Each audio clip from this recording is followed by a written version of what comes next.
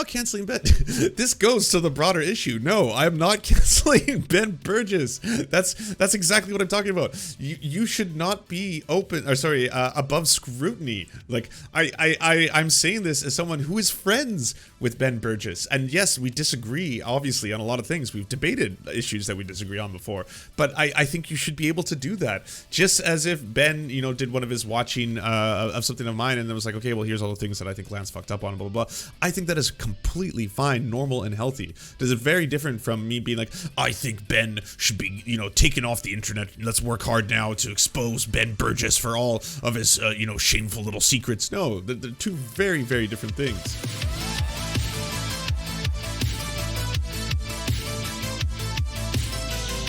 Okay, here we go. Cheers, sir. Yeah, cheers. Salud. This is surreal.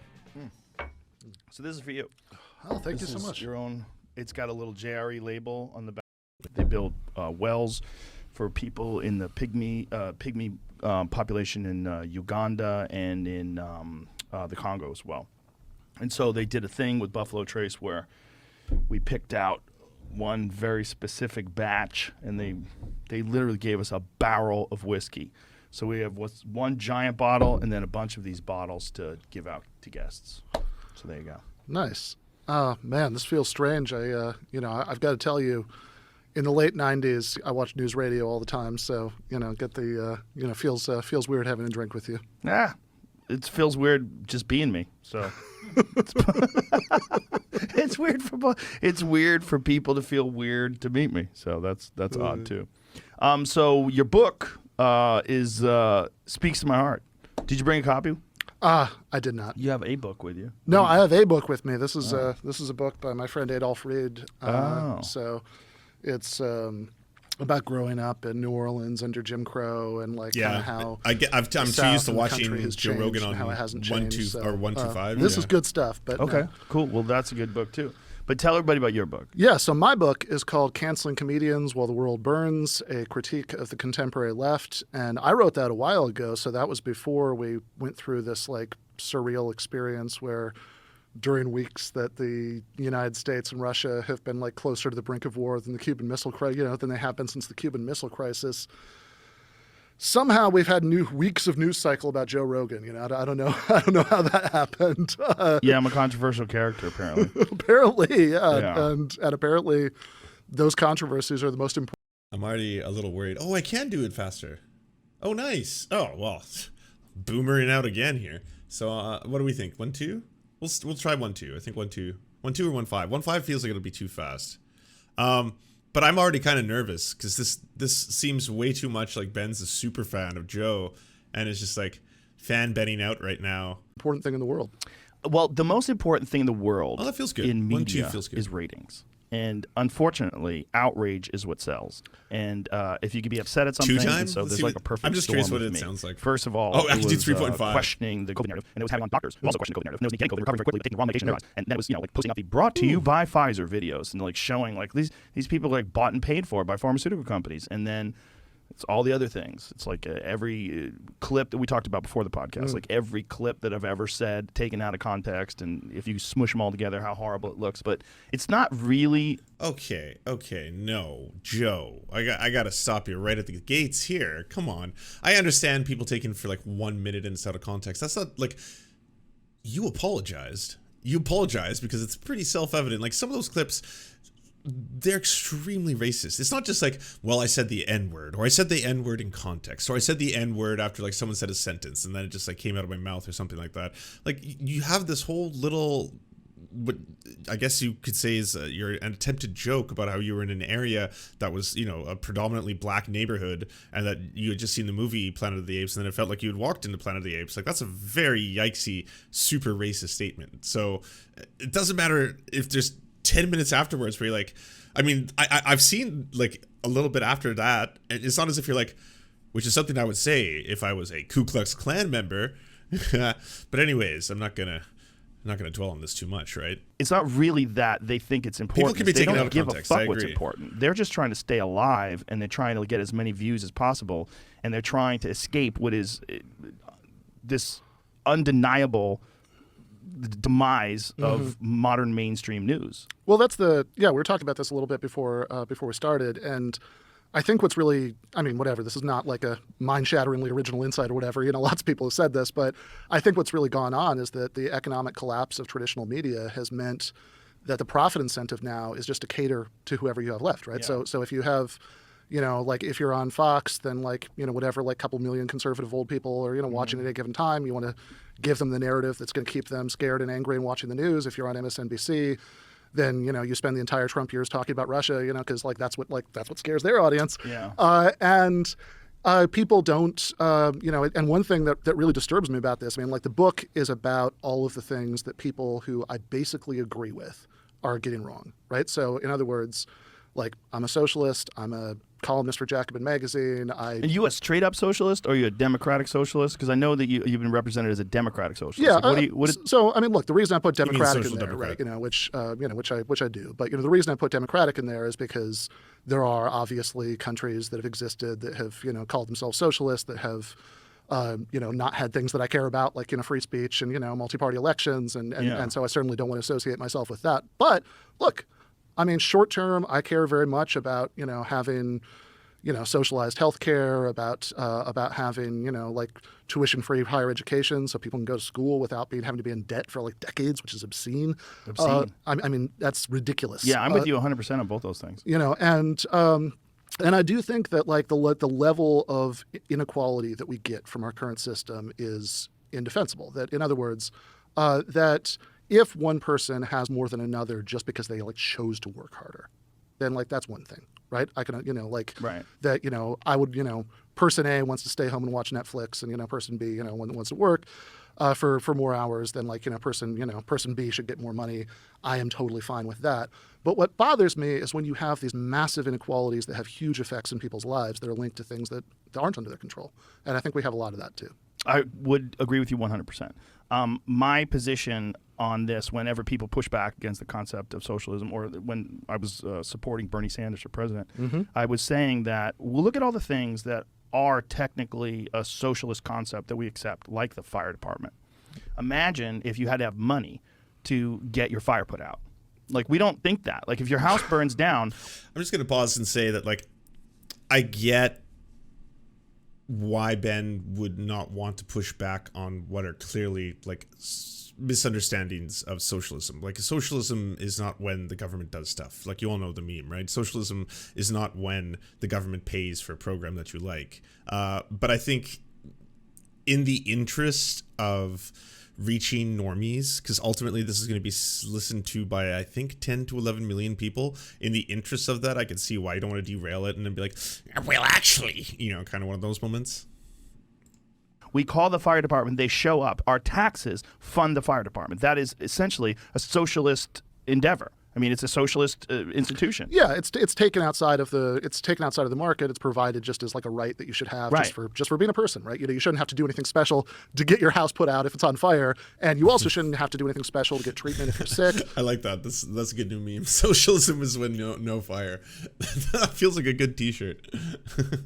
Right. To go to college in the first place, it seems to be that a lot of people who like don't think that there should be a higher minimum wage are the same people who will go turn around and say, oh, if they want. So by the way, these are all SOCDEM policies, of which I am for. We do live in a society. I find that, like, socially democratic policies are going to be way better for people living in that society. You have but to look to the results that come out of countries that predominantly have socially democratic programs. I'm completely for it. Just to be distinct, though, that is different from socialism. That is different for, going further than that and advocating for things like the workers to have control over the means of production, because in terms of how that is going to replicate more and more throughout society and throughout the economy itself, I think that is going to have more benefit to a larger amount of people. That's not to say in these structures, all right, of companies in which workers do own the means of production, if they are co-owners in that company, for example, that you cannot have different positions. I know a lot of people push back on that, and they're like, well, if I was in McDonald's, what if there was a burger flipper, and that burger flipper, do they get the same amount of pay as the boss of the manager? That's insane. You socialists are insane. Why would I ever want that? And why would I want burger flippers as also being the bosses of the other people who are cooking the fries, but the fry guy is also the boss of the burger flipper? What the hell? This is madness. It's like, no, that they're still going to be structured like a business. It's still going to operate in the same sense. But at the end of the day, people will be able to have a democratic control over what they do when they meet, however a set amount of times to vote on the people who are in charge, the higher ups. There's a hierarchy, right? When they get an opportunity to vote on that, they are going to have power over whether or not someone is doing a shitty job. They can get replaced. They can get kicked out of a company if there's a collective decision on that. And people can still choose, like look at Mondragon, for example. It's an umbrella corporation of worker cooperatives, but in those worker cooperatives, they do have separate sets. You have people who are supervisors, people who are managers, and they're democratically elected, and they have to be re-elected based on their performance by the other workers who work in the companies. So people have power and have control over, say, how much overtime do we have to work? Do we get hazard pay? Do we do this? And if people collectively say, oh, well, this is a shitty situation, they can then control where they work, which is just, it is a better environment and bears out, I'd say, better in the statistics as well as just a way of operating. Wanted to make more money, they should go back to school, but then they don't want to pay for that, right? So Right. Sorry, one last point on that. In the average, I believe, of the companies that work in Mondragon's larger corporate umbrella, the max pay, I believe, for someone at the highest level, say someone who you would equate with the CEO in a traditional company, is about 5 to 8 times that of the workers, and that's where it maxes out. They cannot earn more than that under the structures that they set up. That's in place because you have corporations, traditional ones in America, for example, where you can have sometimes CEO, board members who make 350 times the base salary of their workers. That is such an enormous disconnect from the everyday lives of the people who are actually making the products that you sell, the widgets, the widget makers. You're so far removed from them once you get to that point. And yes, a lot of the value is in the shares that they own, but still, it's not as if you cannot sell shares or recoup that value, and you are not still inherently richer than someone who doesn't have those assets who also works in the company. Exactly. Which one is it, right? Like, should they be paid more doing what they're doing, or should they go back to school? This is 3 hours to Jim, so I'm not it derailing. sounds like you just don't think those people should have good lives, or at least you don't have a plan to help them have good lives. What's fascinating to me too is when you look at public school versus public services like the. Wait, actually, Punch Drunk Pulpit? Oh no! That was going to be one of the things when people if this gets. I don't know how bad this could get, but if this gets really bad, one of the things I want to be able to do eventually is be like, well, I want to point to that tweet, because I was like, that was a good tweet that Ben made, where it was like, hey, by the way, if you're here because you're a new follower, I just got 1,300 new followers from the Joe Rogan Experience, which seems very low. If there's 10 million, I mean, that's just Twitter. You could have a lot of people flooding in there, but I would expect there would be an influx of a huge amount of people from an audience that fast. But he was like, join the DSA. If you're new here, please go join the DSA. And I was like, yes, okay. This is what I advocate for if someone like Joe Rogan is like, hey, everybody, go vote for Bernie Sanders. I'm still going to sit here and be like, Joe Rogan is a horrifying racist transphobe. He is. But if he's telling 10 million people to go look up what Bernie Sanders is into, that has a net benefit, in my opinion. The fire department people get paid well. It's a good job. If you're a member of the fire department, I have friends that are in the fire department. It's good benefits. The hours are cool because you get to work 24-hour shifts. You sleep there. Yes. You work Sexy. there. You my friend Ray was a fireman for years, and he would say he worked a few days a week, and then there were long shifts, and they weren't always called to fires. Depends on the fire Sometimes department. they're just Yeah, I guess cooking that's and true. working out and hanging out around the firehouse. But it's a great job. Right. It's like a job that people look forward to getting. It's difficult to get. How come that's not the same thing with teachers? What kind of a fucking world do we live in where teachers don't get paid well? I mean, I'm not saying fire department people shouldn't be paid well. Of course they should be paid well. They should be paid great. It's a fucking very risky job. Database. It's very valuable to the community. But fucking so is teaching. How is there such a disparity? So is teaching, and it's crazy that there are so many people who look at K-12 teachers and say, oh, how come they get summers off, or whatever, or don't like that which it's ridiculous. It's so stupid. And they don't, and I guess what gets me is when people see someone like a unionized school teacher who has some good benefits, a little bit of job security, not nearly as good as it should be, like we've been talking about, right? But and they say, oh, well, why should they have those things when I don't? Instead of saying, well, how can I get those things? Yes. Right. So I can have them too. Yeah.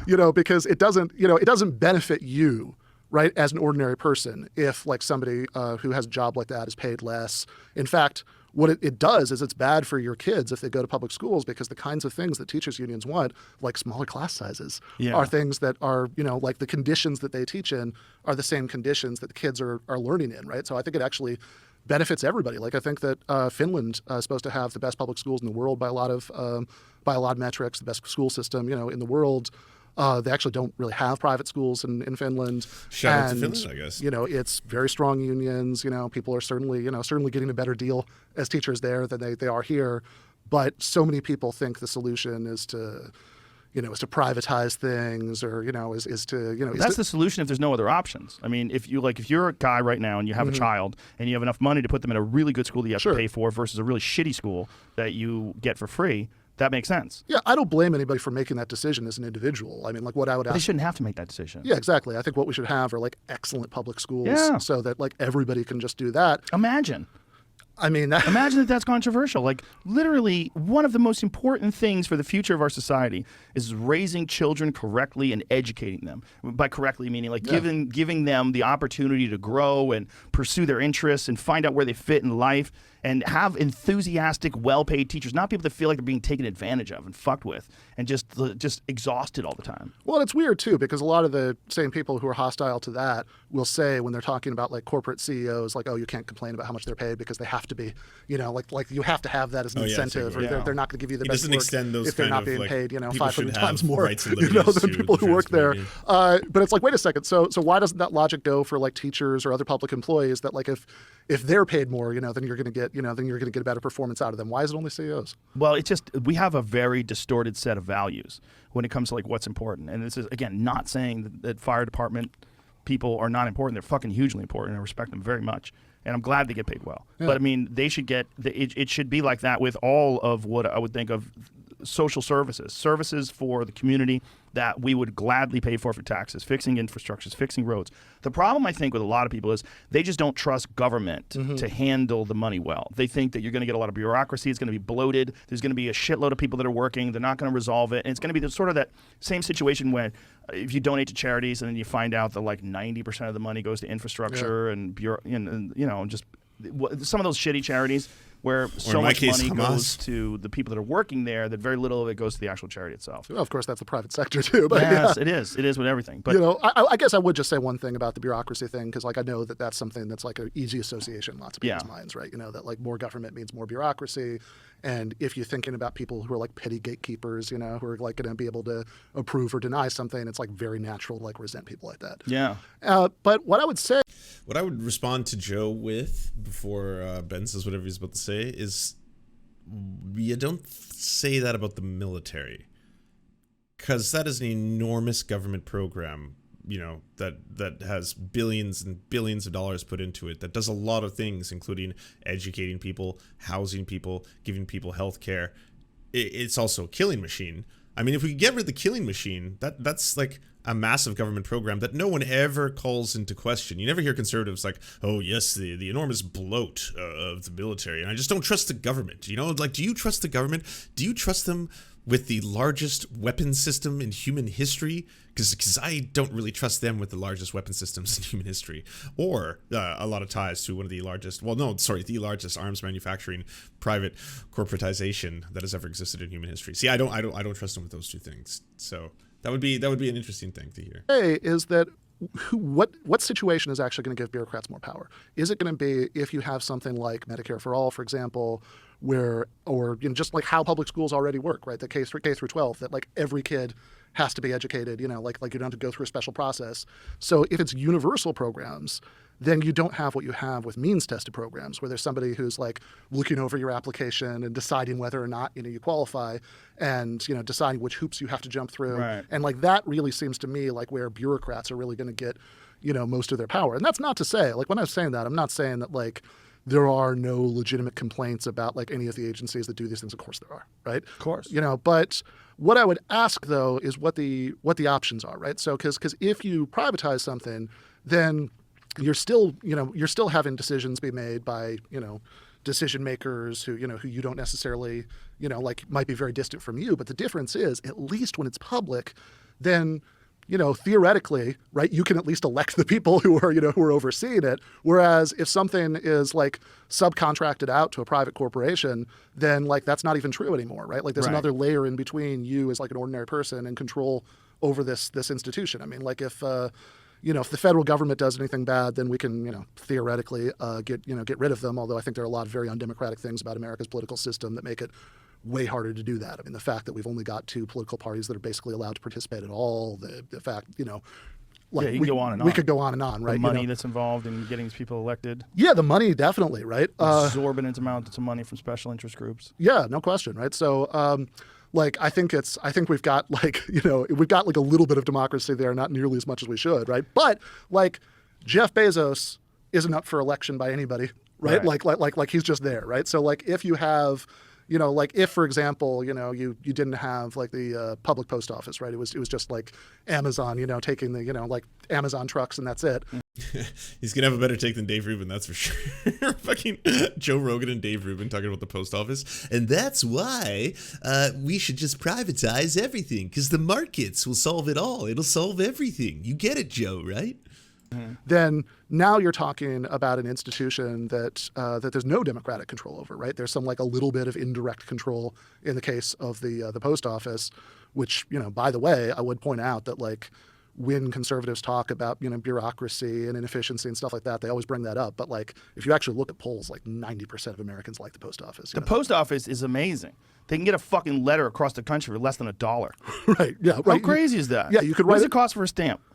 What's it at now? Yeah, it's like I know it's less than $1. I'll say this, by the way, because I don't know if this is ever brought up when it comes to the post office, but in Canada, like the idea of privatizing all of the post office so that's only going to be like, FedEx controls everything or something like that. There's a lot of remote indigenous communities that rely on Canada Post to be able to get essential services, that like the profit motive, the market driving the idea of should we ship stuff out there would never be able to work because it would cost such an exorbitant amount of money for them to have to do shipping out there for people who need supplies. So like there are certain like categories which I think even in modern society, we live in a society, TM, that we should not allow the profit motive exclusively or the markets exclusively to dictate. It's been a while since I actually, like I think my wife usually like. I just mail email stuff. stuff. I don't fucking mail And shit the cost of anymore. retrieval. But the fact that Really? you can I didn't take a know that. letter from Austin to like rural Alaska For a buck. is Fucking bonkers. is ridiculous, and no private company would have the incentive to do that, right? Right. And I think But the that's markets. like one of the things The that Bernie markets Sanders was make talking everything about better. the 2 times he ran for president. Ayn It's not Rand. one of the things that was played up the most is postal banking, which is the idea that you can have like basic banking services offered at the post office, which they actually do have in some Scandinavian countries. And that Basic banking service like deposits and Yeah. withdrawals and stuff like that at the post office? at the post office, Why would you do that? which is because it's a public institution that already exists everywhere, right? Their post offices all over the place. So they would sort out money as well as mail? What if the money goes to the wrong places like the mail sometimes goes? I get mail from wrong people sometimes. Well, the mail does sometimes go to the wrong places. I would point out if you look at like Or FedEx, two wrong people, I should say. FedEx versus the versus the post office. It's the I don't actually think the failure rate is worse with the USPS. No, we have a But- problem with UPS here. We get our fucking packages get stolen. Yeah, and They just leave them here, and we're not here, and someone snatched it. yeah, well, I don't know. That's if the alternative is they put the thing on the Yeah, sorry. put the fucking thing on the door, man. We'll come get it. You got a lazy UPS driver, but you're like at home. I got a great guy, but it's like you're subjected to whoever the fuck it is that's running that route. Unfortunately. No, fair enough, right? But what I would just point out is this: that like right now there are a lot of people. I'm just gonna for say, what kind of sounds though like you could say the same thing about like my Amazon delivery driver just left the box outside. Do you also know the quotas they have to make when you're fucking delivering Amazon items? Like, don't get me wrong, I don't want your shit to get stolen. I'm not advocating for your stuff to be in a place where people are gonna steal it. But at the same time, like pissing and shitting in bags, man. Shit's not great. reason or another they can't get a bank account, right? That they have I mean, the most like extreme case might be like somebody who's like homeless, so they don't have an address. But like even short of that, right? There are people who, for one reason or another, have trouble getting a bank account. So you have all these like parasitical like cash, check cashing Right. businesses and stuff like that Yeah. that like prey on people like that. And I think having some kind of public alternative would like go a long way to helping with that issue. There are countries that already exist, so I think that like in the short term, like the stuff that makes sense to me is finding ways, where it makes sense. It might not always make sense, right? But finding ways that you can expand what's not just like you have to find some private corporation to do it for you, but that can be within the sort of the public sphere. And then, look, I mean, there are things that we'll probably always need, private businesses for. I'm under no illusions about that. That if you don't want to have like the way grocery stores were in like the Soviet Union in 1985 or whatever, right? You have to have, like there are certain things, price signals, and firm failure you probably do need to have. But I do think, like at the sort of outer edges of what I would like, that it would be good if it was a long-term goal to move towards having it be more of a norm that. That workers like own like a lot of private businesses. That there are, if you look at like the Mondragon Corporation in Spain, that has like 80,000 Okay, based. I'm glad he's going to be talking about this on the Joe Rogan Experience. Worker members, who own that.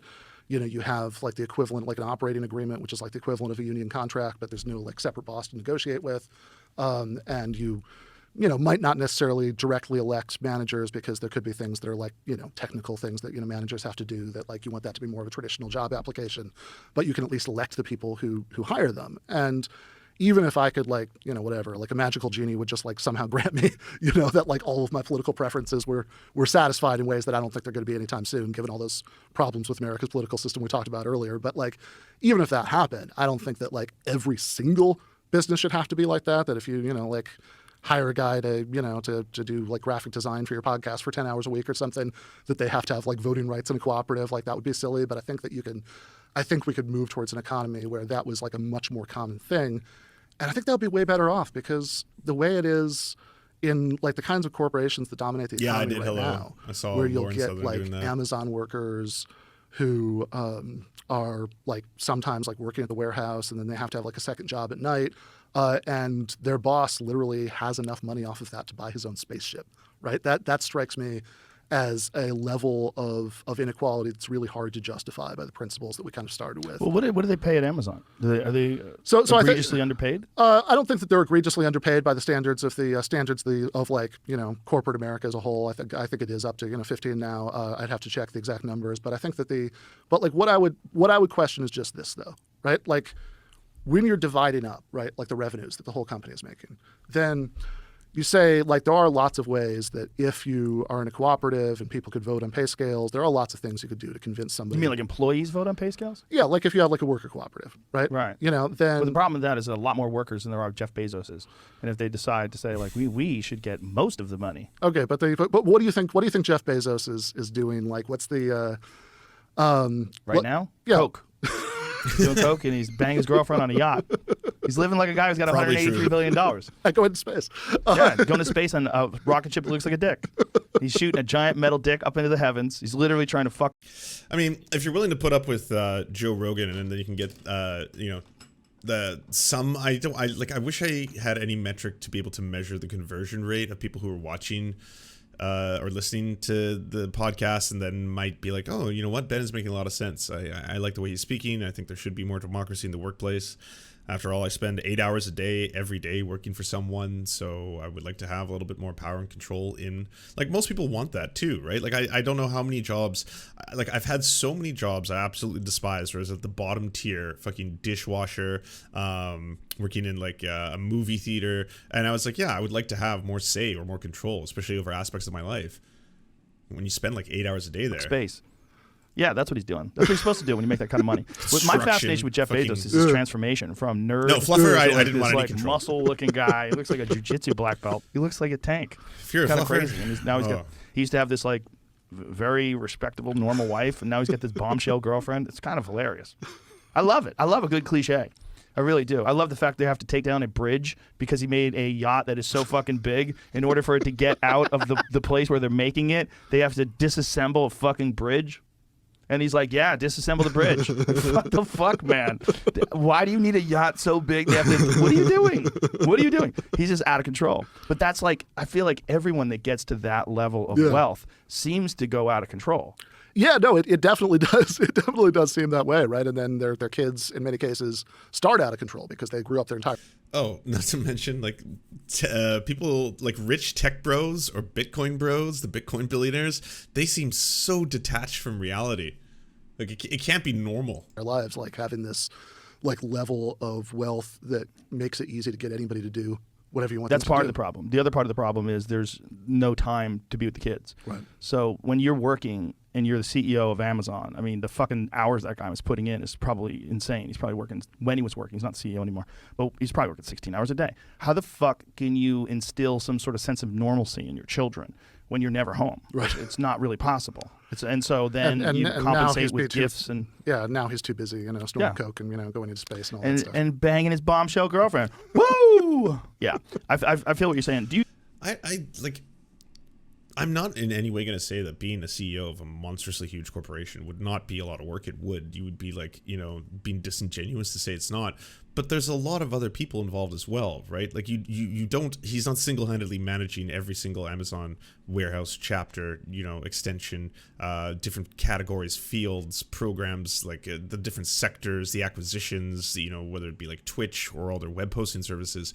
Like his decision making and his work is going to be hard, but there's going to be a lot of other people who are working incredibly hard too. I mean, it also kind of comes down to like, how do you value work? Like, and that debate that seems to rage on over and over about whether someone is doing grueling manual labor all day versus if someone is working at a desk and then overseeing or supervising a large amount of people, and then what it comes down to. You think? But that, like, how much does Bezos make? Come on, what is it? Jeff Bezos hourly wage. How much money does Jeff Bezos make per hour? That's a great photo. Okay. $8,961,187 every hour.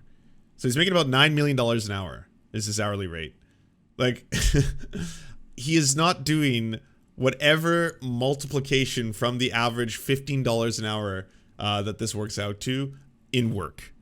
Like, I'm sorry. It's just not humanly possible. Like a human being cannot do that. I'd do it for half the price.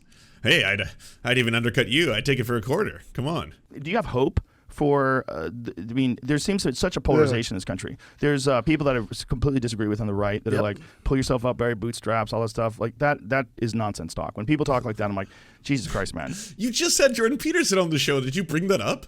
By the way, I don't believe in most of what you're selling. What's that? Are you mad at Mother as well? It's like, no, I just that whole bootstrap shit that was fucked up. I never saw that clip. That would have been amazing. Not everybody is starting from the same position. It's a crazy disparity. Right. And until we address that as a society, until we look at these impoverished communities that have been impoverished for decades and decades and decades, and if you really want to talk about where my real feelings of socialism lie, my feelings of socialism are there are communities, and it's not just inner cities. It's like Appalachia. Sure. It's these coal mining towns. Like, we have to dump money into these places and help these folks, because if you don't, you're going to have people that come out of there and they're going to cost you exponentially more money and all the problems that they create in their own lives and other people's lives, with whether it's crime or whether it's drug addiction or whether it's whatever despair that comes out of these horrific starting points that these people are from. That can be fixed. And this is like where I'm a bleeding heart. And Well, yeah, I mean, it can be fixed, but like it sure hasn't been. it hasn't been even addressed. No, It's not even addressed. There's no talk whatsoever about looking at communities like Baltimore and saying, hey, this has been fucked from the beginning. Like, what do we do? Like, look at the red line laws they instituted. Look at the fact that the same, what was his name? Woods. What was the cop that we had on? Michael Woods. He was on. He was a police officer in Baltimore. Yeah. And he was working there, and one of the things that he noticed was they found a arrest sheet from like the 1970s, Yeah. and it showed all of the same exact crimes that they're dealing with in the current time, all in the same areas, and they were all happening the same thing was going on, all the different arrests for violence and drugs and all this different stuff, and he was like, Jesus Christ, this is not like, and he felt this feeling like, I'm in a system that's broken. Like, you're not going to fix this. Like, you're just going to keep arresting people, and you keep having this, the systemic inequality in this area that's just been fucked for decades. Yeah, no, absolutely. I mean, I think that because by the time you're dealing with it on that level, you're treating symptoms. Like it's already, the problem has already happened. And, don't get me wrong, I know people commit crimes for all kinds of reasons. I'm not saying it's all economic, but like also I don't see a lot of like kids in the suburbs joining gangs, right? Like there is a reason. Yeah. There is a reason. I'm like, I wonder, is this a recent discovery by Joe? Because he he's had a couple of fashy types on the show who have straight up been like, there's an IQ explanation to all of these problems we see before us, Joe Rogan, that kind of shit.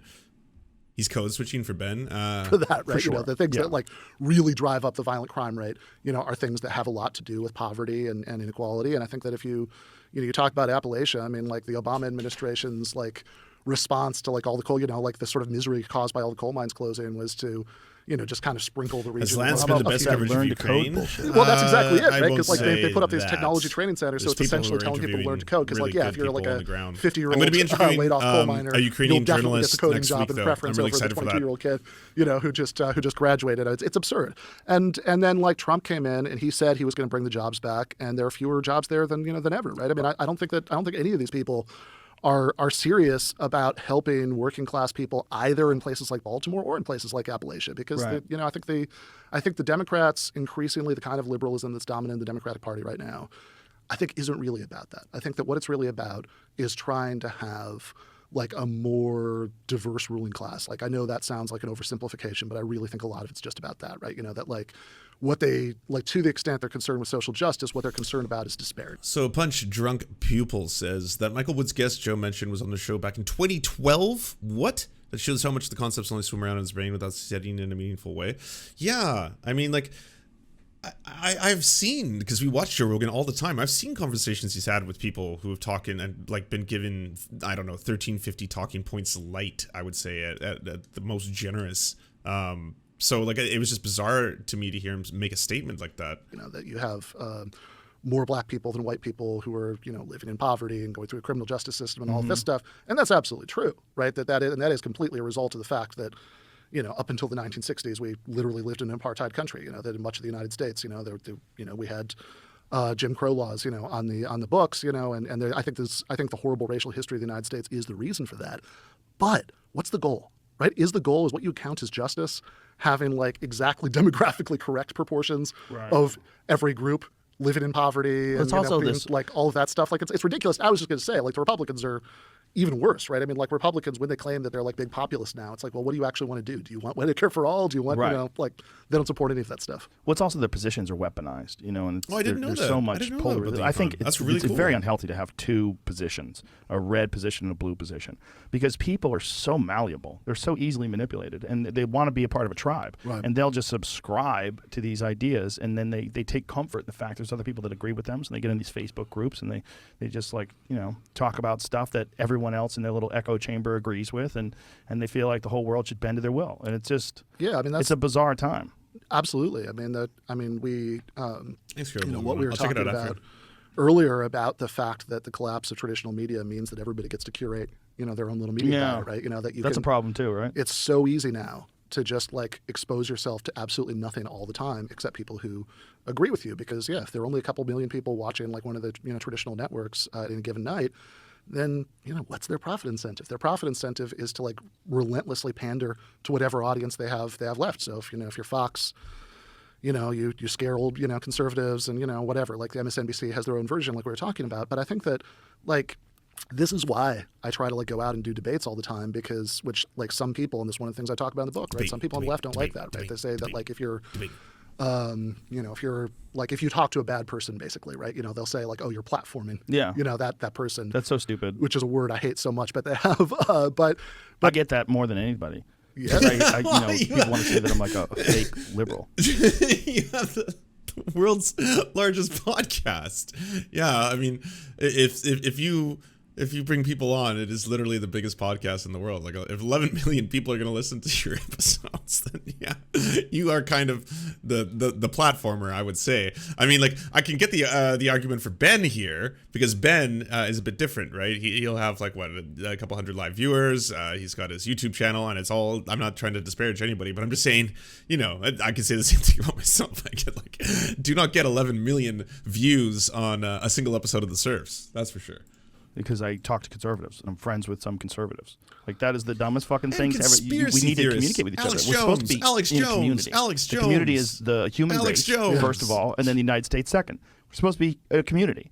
And I have a lot of friends that have completely different perspectives than me. I have a lot of friends that are like very Christian. I have friends that are very Muslim. I have friends that have, no.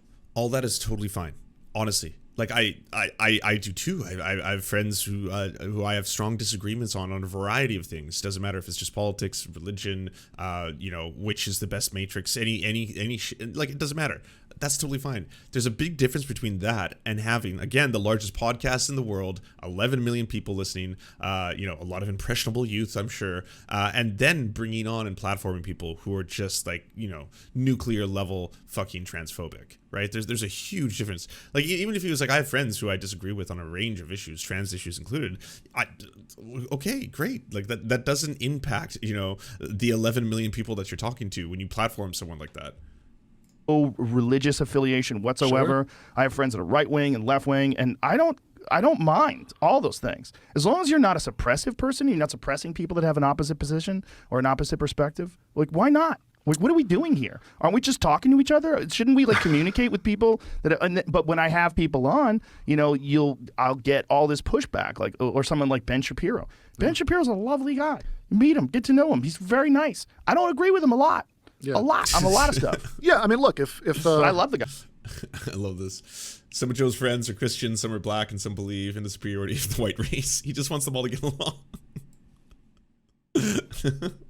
Sure. I mean, look, if Ben Shapiro ever wanted to come on my show and argue with me, I would 100% do that. I bet he could. Okay, well, But he talks really fast. You gotta be careful. Set it up. It's hard to keep up with him.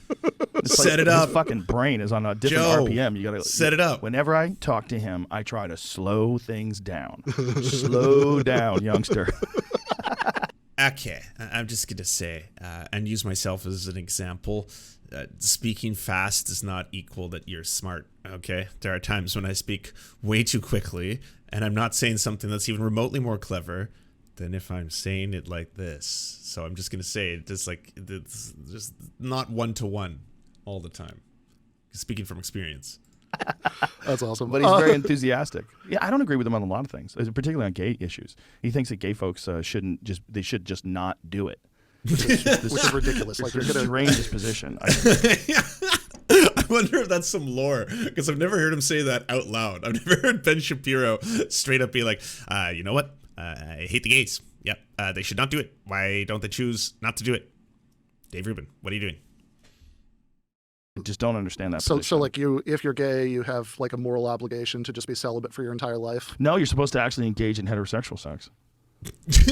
Yeah. Okay. That makes so much sense that Ben would think that way, but he doesn't say that out loud. I've never heard Ben Shapiro say that in any of his programs. We watch a fuck ton of Ben Shapiro, but that makes so much sense that goes on behind the scenes. I completely believe it.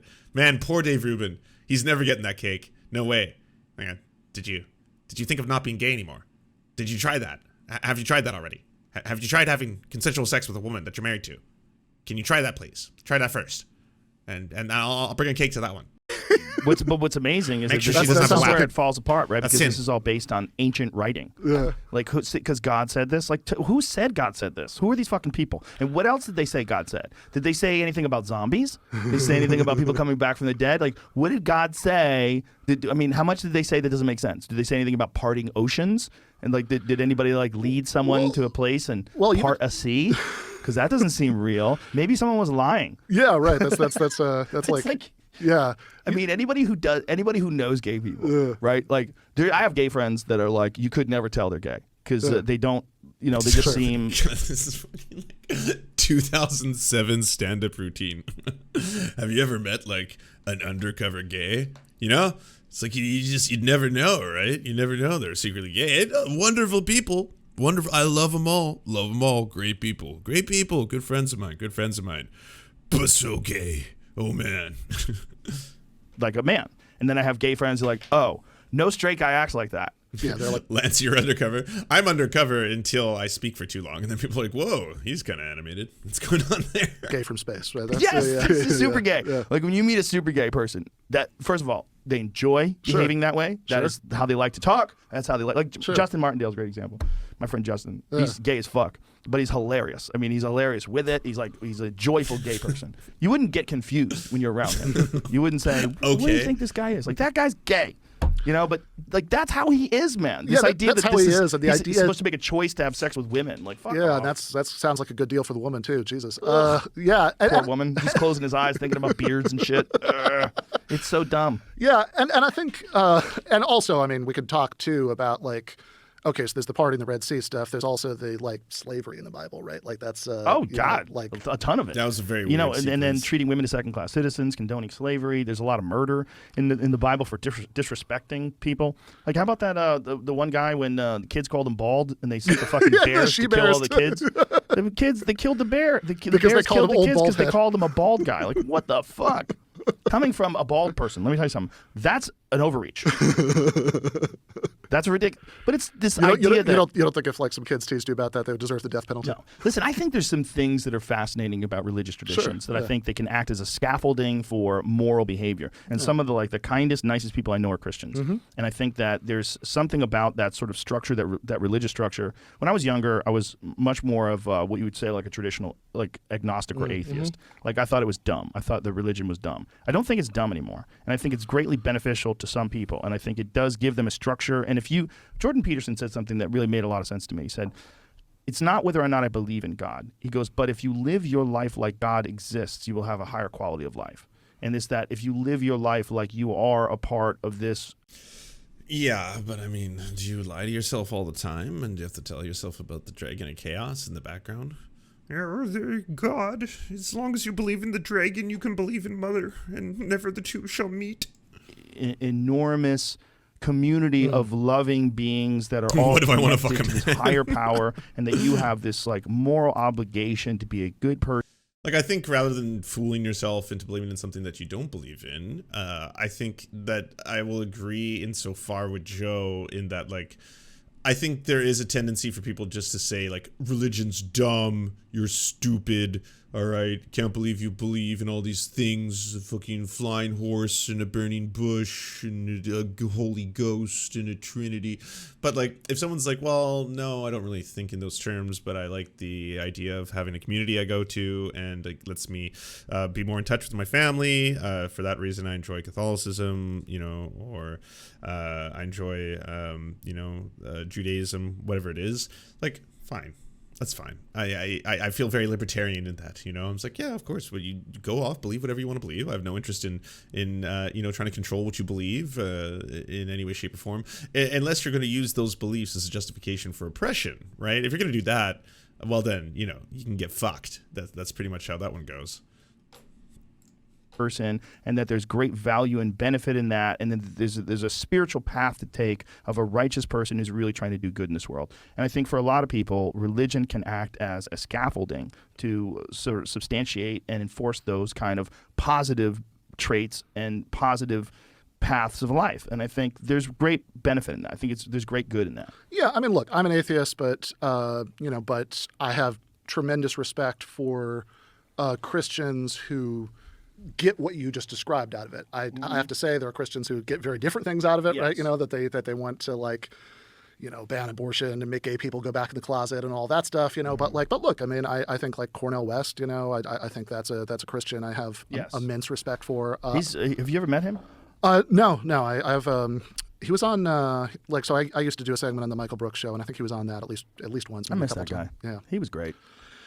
Yeah, he was. He was one of my closest friends for the last couple of years before he passed. He's a funny dude too, man. He was funny. He was a very funny guy. What he would do, like Good impressions. The Nation of Islam Obama, and He was just a really thoughtful, interesting guy who knew a shitload about politics and and about socialism. And he was a really good guy to sort Why of didn't you defend ever these bring positions Michael of democratic on? socialism too, because he didn't seem like a bad person. And even in critiquing other people that disagreed with him, I felt like he did it for the most part pretty reasonably. Yeah, well, I think that one thing that he really got, and I actually think he helped me to get, since in the year since I met him, is that, like a lot of people who agree with his position, with my position, don't think nearly enough about what's going to be appealing to like most ordinary people, right? Right. That they have, because like if you're just you know, like, which is one of the reasons I wrote the book, that like that stuff was starting to drive me crazy, you know, that like it seems like what a lot of people want to do is be part of an in-group and like yell at everybody who doesn't, you know, who isn't like already on board with like every single thing on a checklist. And that's just not gonna work, right? I mean, that's like if you actually care about this stuff, right? Like if you think, yeah, I think that we have like a grotesquely unequal society. I think that, you know, I think we need to have national health care. We need to, you know, not fight all these wars around the world, all of that stuff. And like you're actually talking about this stuff because you care about it, which, let's be honest, not everybody does. I mean, some people, politics is like a weird hobby for them, right? You know, but like if you really care about that stuff, then you want to present that in a way that's going to appeal to ordinary people who haven't read everything that you've read, who aren't like necessarily don't have all the same like subculture, you know, sensibilities that you have. So like, yeah, I mean, it drives me crazy when I see people who want all the things that, you know, all the things that I want, who are, instead of trying to, you know, find ways that they can explain this to people who might like, you know, agree with them on some things, disagree with them on some things. Like a lot of people, like most people aren't like centrist in the way that the media means when they say centrist, right? Which is like the, you know, whatever, socially liberal, fiscally conservative, all that stuff, right? You know, like most people, I think, just have weird combinations of views, right? Which is because, like, if you spend all of your time thinking about politics and tweeting about politics and all of that stuff, you're like kind of an unusual person. Most people don't do that. They have other things that they have to do. So they might have political reactions to things. They have political impulses, but like they haven't necessarily thought through every single thing, you know, to... They probably don't have the time. Yeah, of course they if don't you have want the to get time. involved deeply into the weeds in politics, you're going to... It's tremendous amount of hours for years and years and years just to get a base understanding of what's going on. That's why it's so impressive when you talk to someone who really does know a lot about politics. Like whenever I talk to like my friend Kyle Kalinske, whenever I talk to him about politics, like that motherfucker knows a lot. Like so when we had the End of the World podcast when it was the election this past year, or, when we brought him, like I brought him on, I go like, you're the voice of reason. Like you actually understand what's going on here, and he called it every step of the way. See, all these people that had like these conspiracy theories about Trump, like the mail-in votes. He explained. He's like, the mail-in votes are going to be majority Democrat votes. And he goes, so if you look at Trump getting way ahead in places like Pennsylvania and a couple of these other states, he's like, this is what's going on. There's a lot of the Republican folks are going to show up and they're going to vote in person, and then the mail-in is going to be overwhelming. I'm going to throw down the gauntlet and say no one came close to Chelsea Manning, all right? I had Chelsea Manning on my stream, and she was incredible. She knew things to precision. She knew things. She was making predictions, the likes of which, I mean, just like not over 9,000 IQ. It just incredible stuff. Incredible stuff. Chelsea Manning rocked that election. Even better than I take credit for rocking the Canadian one, because a lot of people, that was like a positive comment I got from a lot of people, like, wow, Lance, you were really on point with like every prediction you said was going to happen in the Canadian election. I was like, well, that's because it's kind of easy and boring. That's not a superpower. But Chelsea Manning, superpowers. I couldn't believe the thing she was like telling us well ahead of time. It was incredible. Overwhelmingly Democratic, and then he's probably going to lose a lot of numbers overnight. And they're like, oh, we went to bed and he was ahead, but then he's like, Kyle Kalinske explained it all on the podcast. Kind of like she knew a thing or two about data science. No kidding. And that's because that's a guy who's been like really studying politics at a Tim Pool. Tim very Pool knows the comprehensive shit level for a long time, and he can give you the real information about it. Yeah, and most people, like you said, Hey, Twitch chat, don't spoil. I haven't seen this yet. Everyone is talking about like Andy Ngo and fascism. I was like, we haven't gotten there. We're not even a third of the way in. They don't have the time. I mean, especially when you're in an increasingly precarious economy where lots of people like might have a couple of jobs and like drive an Uber on the side, you know, like just because they're trying to. How the fuck do you have time? Unless you're just listening to podcasts all the time, and you know, like really educational podcasts on politics. Like, and even then, you're going to get a cursory sort of understanding of it. Yeah, absolutely. So, I mean, I think that what you should really be when you approach people to try to convince them of the things that are important to you, like you shouldn't start from a place of do you have all the do you have all the right positions, right, and like all of the stuff, because by definition, look, if everybody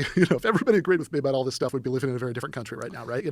So I think that you need to assume the real question is, does somebody have values that are just totally incompatible with mine, or do they just have economic interests that are going to lead them to they're never going to agree with me, right? Like Jeff Bezos and I are never going to agree on what tax rates should be for obvious reasons, right? I would like you to talk to him though. I think that'd be an interesting conversation. I've never heard him discuss money in terms of wealth and taxes and things like that. I wonder what his position is on that. I feel like there's a system that's in place that you would almost be we negligent if you did. we know his position on that. He doesn't want to pay them.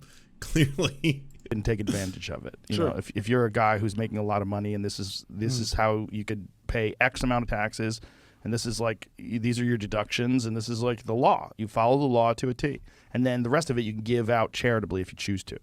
But like, I wonder what his position is on all that stuff. Like, I mean, what Joe's saying isn't totally wrong, but it's just like, it shouldn't be that way, would be my immediate response. It shouldn't be that way where you can, like, you know, run your corporation independent from your own personal taxes. That way all your expenses can be done through the company. And that part's not the bad part. The bad part is when you then start offshoring money in offshore accounts so that you don't have to be privy to as much taxes, or you operate in areas where you won't have to have as high a taxation, things like that. Or you start doing things where you do deals with the city so you won't have to pay corporate taxes if you promise to install an Amazon in that city. And then it's like, oh, but it's going to create thousands of jobs. You want those jobs. You want those thousands of jobs. Everyone wants them. So let us go into your city and we don't want to have to pay a lot of taxes while we do it. And, you know, that kind of shit. Like, just because people get away with it, just that doesn't make it right. You know, it's like, oh, 100% legal. Totally 100% legal. All of it is. when you've got that kind of money. Yeah, I mean, I think that my suspicion is that it starts to look very different, right? You know, once you get all that cash, yeah, right? You know, like you're gonna feel very. It's really hard to convince somebody that like who's benefiting that much from the way things are now. Did you see the image of him at the New Year's party with his girl? It's the in the video game of capitalism, right? You want to keep on playing. You don't stop. You don't stop just because you've gotten to like 1 million, 2 million, 10 million, 50 million, 100 million, a billion. Holy shit. I'm in the very select few billionaires now. Girlfriend? No. Jamie, help me out. This is so important because someone needs to superimpose this with an image of Jeff Bezos from like. Yeah, so far I would say first 40 minutes, like what he mostly looked like good. when he started Amazon good. Versus what he looks like now. So when far, he started Amazon must have been people the 90s, are right? telling Because it was scary online. things in the chat. Now I'm Thing, worried. yeah. And he was like this kind of nerdy guy. Now look at him and look at his girlfriend. I mean, this is amazing. Look, he's got fucking heart, the heart sunglasses. In his defense, we're such different people though. Like, yeah, I laughed as soon as I saw this, but I wasn't like fucking killer, bro. Oh, that's fucking, yeah, you turned into Lex Luthor. Cool. How much like human misery and suffering. You could fill this pool behind Jeff Bezos with the piss that his workers have to pee into bottles because they have to make their fucking quotas. You could fill this pool with like one Amazon fulfillment center, right? And then he has to go swim in it, I think, at the very least. Then the picture would be more based. This was actually a party that was for it was like a disco theme party. Mm-hmm. So you're supposed to dress like this. So everybody dressed like that. Okay. They all dressed silly. It was just it was a fun party. So he had these glasses. They were like heart-shaped lenses, and he's got this bombshell girlfriend who's leaning on him. I love it. I love excess. I love when people are preposterous. You know? I love it. No, I mean, fair enough. Like, and again, I don't blame anybody as an individual for like taking it. Like, look, if you're told here are the rules, right? That this is like that everybody has to function in. Like within reason, like if you're not like, you know, doing some things that I do think, you know, Bezos has done, but like, you know, but if, you know, but there are like a list, you know, like if you're not like busting unions and this and that, right? Then like, look, if look you at that, just look at how it started, how's it going? They did it. Someone did it. Oh my God. He loves it so much. That's ridiculous. I don't know. Like, unless you completely detach yourself from how fucked up the world is right now, if you have the resources that Jeff Bezos does, I don't know. I don't look at this and be like, oh my God, that's incredible, bro. Whoa, yeah, one day I hope to become that, a comic book supervillain. yeah. Look at that. That's fucking amazing. That's amazing. Work Oh, hard, the folks. meme is You funny. don't have to be a dork. Oh, no. I'm not burning on the memes, okay? The memes are fine. Memes are great. We love memes here. I have no hatred for memes. I'm burning on the adulation of like, oh, Jeff, it's the same shit. It's like the cult of Elon Musk, where, I mean, the cult of Elon Musk is weirder because people add in that he is a super genius, like God man come here from space to save us all. So that aspect makes it a lot stranger, but people just fall over each other. It's like, he can do no wrong. He's saving the world. He has invented the electric car. He will invent the electric planet and then the electric pussy and then the world will be saved forever. Twa, like all that shit. Like, God damn. Dork. Imagine, shave your head, get a bombshell girl. No, the memes are safe. I love it. No, Happy days are here. I'm not here to Let's talk go. about memes. That guy's $100 billion help. different lives. He's lived billions of dollars, hundreds of billions, not hundreds of millions, sir, hundreds of billions. That's outrageous. Yeah, no, I mean he's on track to be the first trillionaire, right? That's what they. Oh, there's saying. trillionaires out there. Yeah. Okay. Are there? Because I thought Sure. they were saying like in 2020 they were saying that like at the end of the. Okay. No, the trillionaires are all non-public. Okay. See, if you think about like the Secret royal trillionaires. families, like they don't have to disclose their wealth. These people that have literally. They I own wonder what countries. the wealth of the royal I mean, family if is. you think, I mean, I wouldn't have to name the countries, Sure. but there, I know for a fact, because I have talked to people who are in fact billionaires, who are very wealthy business people that laugh, and they've told me the royal families in some of these countries are worth trillions of dollars, and they don't have to disclose it. So when you get this public list of who the richest people in the world are, that's Okay. 4.4 billion for Liechtenstein. 19 billion for the United Arab Emirates. Moroccan royal families were 20 billion. Brunei royal family 30 billion. Thailand 60 billion. British royal family 88 billion. Damn, that's a lot of money. Abu Dhabi royal family 150 billion. I would expect this one to be a lot higher, to be honest.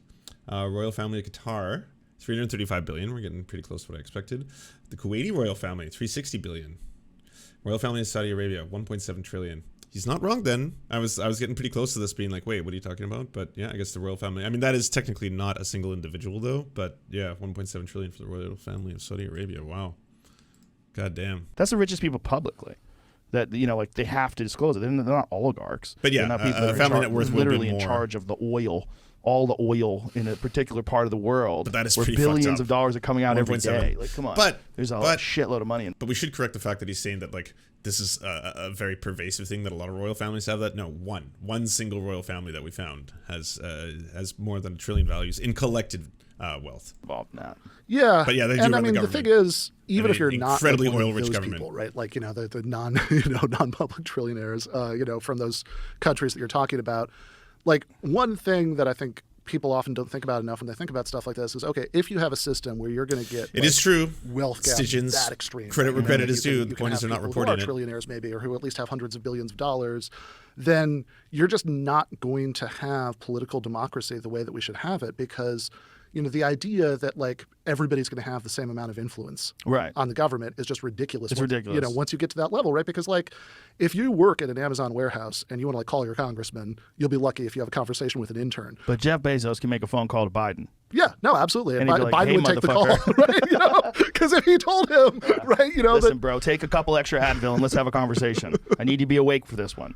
Yeah. yeah, which you might have to for Biden, but yeah. What happened to the left where somewhere along the line, this is to get back to your book Yeah, and the subject yeah. we started with, Yep. what happened to the left where they are willing to, there's something that happened where Mm-hmm. they became the side that accepts censorship Mm-hmm. and even promotes it. Here we And go. my thought is that something morphed during the time where social media became a tool of a lot of right-wing people.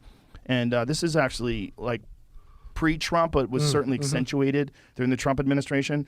It's like people had a chance to anonymously say things through social media that maybe they wouldn't say around the office, because like say if you have like 10 people in your office and 9 of them are Democrats and you're a Republican, Yeah. you really have to keep your mouth shut, right? But when you get on Twitter, you can talk all kinds of crazy sure. shit, or Reddit or whatever, and then all the other people that agree with you, they get attracted to you, and then you form these echo chambers, and then some of them are very aggressive in sort of pushing these ideas out. And we saw that a lot with like Milo Yiannopoulos, and there was a lot of like these like very influential online right-wing people that were, they had like cheers from the fans, and they had like these throngs of supporters, and they silenced those guys. They pulled those guys off social media, and they found out that it was effective to do that. And then it became a thing that they got really into, where they're into silencing dissenting opinions. And it's gone so far that they're doing it to left-wing people that step even remotely outside of the bounds of the orthodoxy, remotely outside of the bounds of what they consider to be the rigid maintaining of this ideology. They step outside of that, they silence people, and they're pulling videos down left and right off of Instagram and TikTok and Twitter. In some ways, Twitter's like less censorship oriented, even though people think of Twitter as being like a very censored place. It's one of the more lenient online platforms. But what the fuck happened? Yeah, I mean, the Milo case is interesting, actually, because I think that, I understand that, like, he got kicked off of Twitter, and that was definitely part of it, but, like, he was still riding pretty high after that happened. Like, I think that in Milo's case, and this is what, when I, kind of try to tell people, that like the ways that like some people on the left like want to like deal with figures like this, like forget morality for a second. They're just not going to work, right? So like here's what I mean by that, right? That like Milo's career was built on people trying to like, you know, stop him and heckle him and, you know, stop him from speaking and all that stuff, you know, that like my view on that guy is that honestly, you know, he wouldn't be that interested if he just showed up on a college campus and like just talked and nobody interrupted him. But like that was why, like, because he was like, oh, he's like speaking edgy, forbidden truths, and like, you know, that was the dangerous ideas to it. That's what it's called. Like I think where Milo really got dropped, like where Milo like was really ended. Right. And I'm not saying there aren't other cases that are more like what you're talking about, but it seems to me that where Milo was really ended was when the right dropped him after the age of consent stuff. Like he was going to speak at CPAC and they canceled that. His book deal, you know, got dropped. But it wasn't just the right dropping him. I mean, that was across the board. People dropped him. Well, I mean, everybody else had always hated him, right? But then, like after that happened, right? You know, but that was just a thing where it felt like it was so unacceptable to so many people. Yeah. That it's very rare that one idea becomes a thing that completely stops all the momentum that someone had. Like he was a very popular cultural figure, and then he vanished. Yeah, but has essentially been not just deplatformed. So there's two things going on there. The first one being that what Milo was doing, I think under Twitter, TOS was considered harassment and incitement. Because he was directly targeting an individual who was then getting a lot of racist harassment directly targeted at her through Milo. It doesn't matter. And that was one of the big things that happened when he was first kicked off Twitter. But he was, like most people, using that as like in the conservative world as a badge of honor. You know, like, oh, too hot to handle, too edgy for you, too extreme. And then, yeah, he went on the Drunken Peasants podcast, and that's where he said all those things about the age of consent, especially involving, the homosexual community. And yeah, that's when he started to become persona non grata in conservative circles. Absolutely. But that in and of itself, like I usually don't point to Milo Yiannopoulos if they're probably not going to talk about this. Maybe they will. I'll usually talk about someone like Alex Jones, right? Because Alex Jones is a direct example of someone who was directly harming people through his messaging. Like he was saying that the Sandy Hook children, the whole thing was a false flag attack, and that led, of course, to the incredible amounts of harassment that went to one of the Sandy Hook kids' fathers, and it got so bad that he killed himself. So you can point directly towards that. Alex Jones is harming people, and these are private corporations. And I know this is the part where the argument separates, because this is a private corporation, independent of what everyone usually considers to be under these banners of free speech. Like you don't actually have free speech in a private corporation. The CEOs have all the control in this environment, and under that TOS that you agree to, that is not transparent, that they do not execute universally properly, and they are just fucking the worst when it comes to that kind of shit. You could definitely put what Alex Jones was doing in that dangerous category.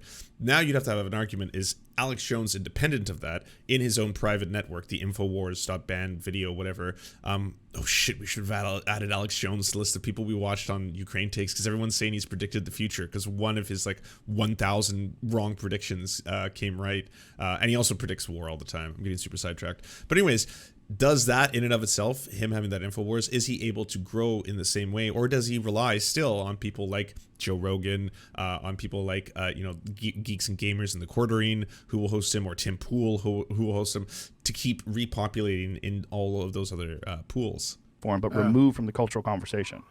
Yeah, I mean, like a week before that happened, he was on Bill Maher, right? You know, that's so. No, isn't that wild? Yeah, and Bill Maher was praising him and comparing him to Christopher Hitchens. Yeah, which I wild. Do not think Milo Yiannopoulos deserves. But yeah, look, I think that you had him on too. I mean, Joe, I think that there are a couple things going on there with with censorship. I mean, I would push back a little on the idea, you know, that the right isn't like plenty pro censorship in lots of ways. Like I think they. No, I wouldn't say that. Okay, well, I think so. We disagree on. No, I think that people politically like to silence their opposing, or their opposition. When someone opposes their position, I think they like to do that. What I think is like the left is traditionally been the ACLU, which those Jewish lawyers supported the idea of Nazis being allowed to say whatever they want, because they said that the counter to that, the opposite of that, is the suppressing speech, and it's a terrible, dangerous road to go down. And the answer to bad ideas is not silencing those ideas, it's better ideas. That's my position, and that's an old school liberal position, but that doesn't exist that much in the left wing of today. Yeah, I mean, that's 100% my position. I think that, and I think that it's really dangerous that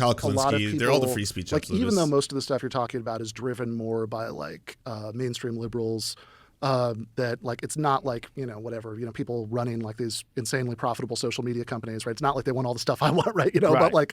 But I see way too many people on the left going along with it, and I think it's super short-sighted, right? Because like How did it happen though? Do you think it happened by what I'm saying, that like they found it was effective for silencing people they felt was problematic, so they just adopted? I think that's, what sucks? I think that was a really important point that is now lost and is not going to be brought up again and didn't register at all with Joe Rogan. But bringing up to him that this is an issue that I think you're misidentifying with the left exclusively, like as if the left are constantly saying like, hey, we want to censor all speech. That's what we want to control speech. The people who I see doing that often, to be honest with you, seem to be conservatives actively, but liberals in their advocacy. So like, it's something you could definitely say, like, I think you're identifying this as being a massive leftist problem or a massive leftist thing, when this is a thing being done by liberals or being advocated for by liberals and also being done in real time by conservatives, and like both their book banning legislation. Like, it's that old adage, freedom of speech for one person it doesn't really count when you're limiting the speech of another person in the opposite direction. Typically marginalized people of color, members of the LGBTQ plus community, stuff like that. These ideas, and then they sort of shifted their ethics. I think there's some of that. I think that a lot of it is that a lot of people feel powerless to change the world in any way that actually matters, and so they end up getting sucked into these like culture war distractions about who said what in 1995 that we can like get mad at them about, and what the whatever, like just whatever like weird nonsense people are arguing about this week, right? The green M&M, and that, like, some of this stuff is part of that, right? That like they have that like if you can't actually change the world, like create a more equal society or whatever, you can at least get somebody fired. You can at least get somebody kicked off, and then you felt like you've won something. And I think that's, again, I think it's incredibly dangerous because like people who want, for example, Spotify. Yeah, but see, there's a really big distinction that has to be made here. Again, one of those is the culture war that is started by conservatives, and they're constantly pushing that kind of shit because they want to distract you by it. Like, hey, the green M&Ms are sinful, or not sinful enough, yummy, yummy, or this Dr. Seuss book is no longer being published because the private corporation has published it because of censorship, 1984, brah. That's like the whole conservative brand where they're trying to just get you. That's like the outrage culture machine, basically being promoted all the time. But then there's like the other side of the aisle, and the one that Ben's speaking to directly here, when it comes to whether or not censorship is actually taking place every day in the way people are operating online, like calling someone out online for something shitty, I don't think is the same thing as saying, by the way, I want to destroy you, I want to take you down. Like, I think sometimes people freak out, like they have a bad take. Look at Kim Iversen, basically telling Ukraine a couple days ago, or just saying like no one should resist Russia, no one, just why do it or something like that. Fucking a horrible take, fucking atrocious take, like horrifying even. And people have been lighting her up on Twitter for it. I don't think those people who are lighting her up on Twitter, every single one of them is simultaneously like, this is how I will remove you from your position at the Hill. This is how we will destroy the Hill and take it all down. This is it's like, holy fuck, you monster. Parlay, send, to kick you off, there's a move on petition, for them to do that. That like, it's like criticism what is I always censorship. want to say is, even though, and the thing that really gets me about the calls for censorship is, okay, I think there are principled reasons that, free speech is important and we should have like open debates about controversial ideas. I think there are ways that we have a better society if we do that. But also, I think it's crazy that anybody who basically agrees with me about politics would support increased corporate censorship, right? Because if you have like some like social media company, right? That's going to be owned, like they're going to have, some CEO who's partying like Bezos in that, in that picture, are they, military whose side are they going I to take don't know a lot. with their future things where people say that something is misinformation? Right, that exactly. Because exactly. And by what definition is it misinformation? Because the problem is that every political argument is to some extent an argument about facts, right? Like that, like in 2002, even though my position was, as like a college, like anti-war activist, was that even if Saddam Hussein did have weapons of mass destruction, I'd still be against the war because, I think the rationale still wouldn't have made sense to me. But like that was like part of what people were arguing about, was whether there was weapons of mass destruction in Iraq. And look, if you had social media companies in 2002 in the way that you do now, and they had misinformation policies, who would be more likely to get bounced for misinformation? People who agreed with the government, agreed with the New York Times, that there were WMDs, or people who thought that like Bush administration officials were conspiring to lie to the public. Right. And I think that who's gonna, like, if there's something that comes out tomorrow about like some horrible labor practice at Amazon. But the solution then, in what Ben's saying, and this is where the two of us strongly disagree, is giving these corporations more power, these very small amount of tech companies that then have the ability to police that, and by saying they can't basically censor anything, and everyone goes, and in that case they stay and remain the arbiters of speech. Like, they are the ones who get to determine that because we grant them that power. And then we say whether or not, this I think would be a very, I don't want to, he'll kill me out. You're doing a slippery slope fallacy here, Lynch. Who are these companies more likely to side with, right? People who say, yeah, they did this thing, right? Or the company saying, no, it's a lie, it's misinformation. And I think the issue with free speech is always who gets to decide, right? Like, and I think this is the same reason. I mean, look, this is the same reason I don't like, I don't like the CRT laws either, right? Because I don't like the idea that there are going to be people who are second guessing, what happened in some classroom to say, like, was this too close to, like, to one of these ideas that we don't like, right? Did you talk to your students about something that, like, flew a little bit too close to the sun of CRT? And that makes me nervous. By CRT, you're talking about critical race theory.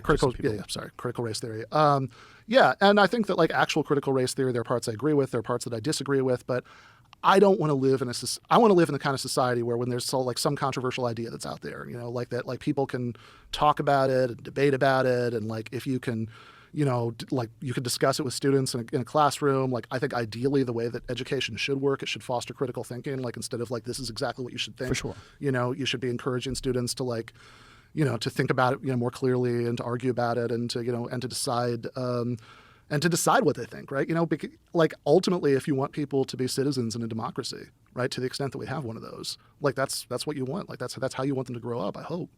Yeah, absolutely. You want discussion. This the way you sort out, if you're an observer, the way you sort out who has the better argument is to watch them discuss. You remember the Gore Vidal and William F. Buckley speeches? Yeah, and Chad, I assume Ben means in that direction. The CRT laws that have been passed being, they're draconian. Like, you don't want them to be passing legislation to ban something that isn't even effectively taught in schools. But the idea of actually teaching how structures of power work, yes, that is a very horrifying precedent. But that would be, again, that conservatives enacting censorship in the real world. That seems to be a pattern, right? Which is a great documentary. What is it called? Best of Enemies. Best of Enemies. Yep. It's a fantastic documentary where it shows that, this is the difference in our culture today versus then. These guys, I believe it was on ABC, these guys had this, like, really highly rated debate series. I think they did, like, how many of them they do? 6 of them or something like that? I don't remember how many, but they did a few, yeah. They did quite a few. So they were going back and forth. And William F. Buckley was a famous conservative. Gore Vidal was a famous liberal. And they had these fascinating discussions, and they did them on national television. And they became this point of discussion through the entire country and the world, where people sat down and, some people took Buckley's side, some people took Gore Vidal's side. And this is how we sort things out. We don't sort things out by silencing people. We don't sort things out by saying you have an unacceptable position because it doesn't fit in with what I'm saying, or it causes this or that. And it's just it's a dangerous way to set a precedent, because you're filtering ideas. You're filtering ideas through your own standards. And I don't think that's good, because I think it's bad for you too. It's bad for your ideas, because if your ideas can't stand the vetting of an opposing position, then your ideas might suck, and you maybe should look at them. So maybe you're lazy and you don't want to go through the hassle of debate, or I'm not in the camp where I'm, like, anti-debate. I think people, I enjoy debates. I enjoy watching them. I find them entertaining. I don't think they're arbiters of truth in any way, shape, or form. And I think there is such a thing as the debate for what was it, evolution versus creationism, that took place with Bill Nye the Science Guy and whatever the name of the person is who started the Noah's Ark institution. I can't remember his name, but I don't really see the utility in that at all, because you're debating something that at this point is something that is so accepted within the broader scientific community that still do those are like the quote. Wouldn't you agree that a certain amount of dogmatism is not only not bad, but it's a sign of progress? Like that adage and that. And I'm not saying that like, I in any way think that there shouldn't be debates, but making these large scale platforming of debates and then marketing it as like, and this is how we're going to find out the truth. Like you would hate if that applied to things like, I don't know, discoveries from the scientific community that yes, have peer review papers, and that you want to have more studies and more results and then continue to expand the broader knowledge of, our topic. But I wouldn't want it to be debated like in a debate format, and that's how we find out whether or not this is true or not. Like, we've observed this phenomenon. No, but have we observed it or have we not? Like I wouldn't want that. Or of like serious discourse. But if your ideas can't handle that kind of a discussion, you probably shouldn't have them. You shouldn't adopt them. You shouldn't be holding on to them. That's my position on all this. And I think this, whenever someone's trying to silence someone, it's more political than it is anything. It's more, this person has an incredible amount of influence and they don't align up very rigidly with what our ideology is. And they could cause us problems if they discuss certain things in an unorthodox way. And we don't like that. So we're going to silence them, and we're going to... But see, one of the biggest problems, and I'm not pointing this out, is that if you're talking about social media, you're talking about Twitter, and you're talking about, hey, we should be allowed to say whatever we want to say in order to just have this marketplace of ideas, in order to have all these contesting positions, and then you can have someone like Dave Rubin come along and tell you about whether or not these ideas are high level, all fine and good. The people who often are getting censored are people who have small accounts. They're not massive account holders. It's a big news when Kevin Sorbo gets kicked off of Facebook, but you don't hear about the 10,000 other people. And sometimes in marginalized communities, I know a lot of people who are indigenous Twitter have had their accounts just blasted away as soon as they've responded to a bigger account and getting mass flagged. People in the trans community, for example, talk out frequently about having their accounts taken away from them for speaking up about a situation or issue. So yes, there is vast amounts of censorship, but it seems that this debate or just conversation is always structured around, well, what happened when it happened to Alex Jones, or what happened when it happened to Milo Yiannopoulos, or what happened when it happened to other person, or the president, to Donald Trump, the president of the United States. Look what happens, and the ramifications of this on a larger scale, and never bring up the fact that there is mass censorship that occurs, but it's usually occurring to much smaller accounts on a regular basis because they don't have recourse. There is no story, even myself. I just got a video permanently banned on YouTube. I'm not going to get it back, and that account has 60,000 or 63,000 subscribers. That doesn't matter at the end of the day. And I guess relative to bigger accounts, that's the thing. But it's the one in which I'm jokingly making fun of people at a trucker rally, and I talk about Justin Trudeau putting semen in the water supply. It got flagged for medical misinformation. And fair enough, if I had a channel and it was like, welcome to the cum zone, and the whole thing was about, hey, we're going to try out all these drinking tap waters and find out how much semen Justin Trudeau put in your water supply, as if it was real and factual, I probably wouldn't talk like that because people wouldn't take it seriously, because they would take it seriously otherwise. But then, okay, fine, that's medical misinformation. But the one I had, it's clearly a joke. It's a parody. I'm making fun of them. I'm being hyperbolic. I'm exaggerating the truth of COVID conspiracies because COVID conspiracies are kind of silly. So I'm making it sillier than that for the purposes of comedy. But I still got it taken down. Pretend Cumgate. that there's something that they're not. And we're going to do that openly. And it's going to be obvious. Yeah, and I think especially look, if you think the status quo is totally fine, that everything is the way that it should be, I guess understand. Who the fuck thinks that? I don't know. That's a crazy argument. Right. There's not a single person alive that thinks everything's perfect. Right? Is there? Reform if so, I haven't met them. I never met them, but so I don't think you can have that argument. Yeah, so if you think that there are things that are really seriously wrong with the society that you live in right now, have discussions. Then you the last thing that you want to do is to make it harder to get your ideas out there, so so people can talk about them, people can hear about them, right? I think that if you want to have, in my case, you think that we have way too much economic inequality, I think it's particularly crazy to support more corporate censorship. Yeah. Because again, who do you think is going to get censored, right? Exactly. If it's if there's some Starbucks. But again, I don't know where these cries of corporate censorship is. There's a big difference too, right? And this is more to Joe Rogan than it is to Ben, about if after the fact someone is like, oh wow, Nick Fuentes isn't on YouTube anymore. Okay, that's good because he can't spread all that Nazi shit anymore. This is a good thing. I'm happy for that.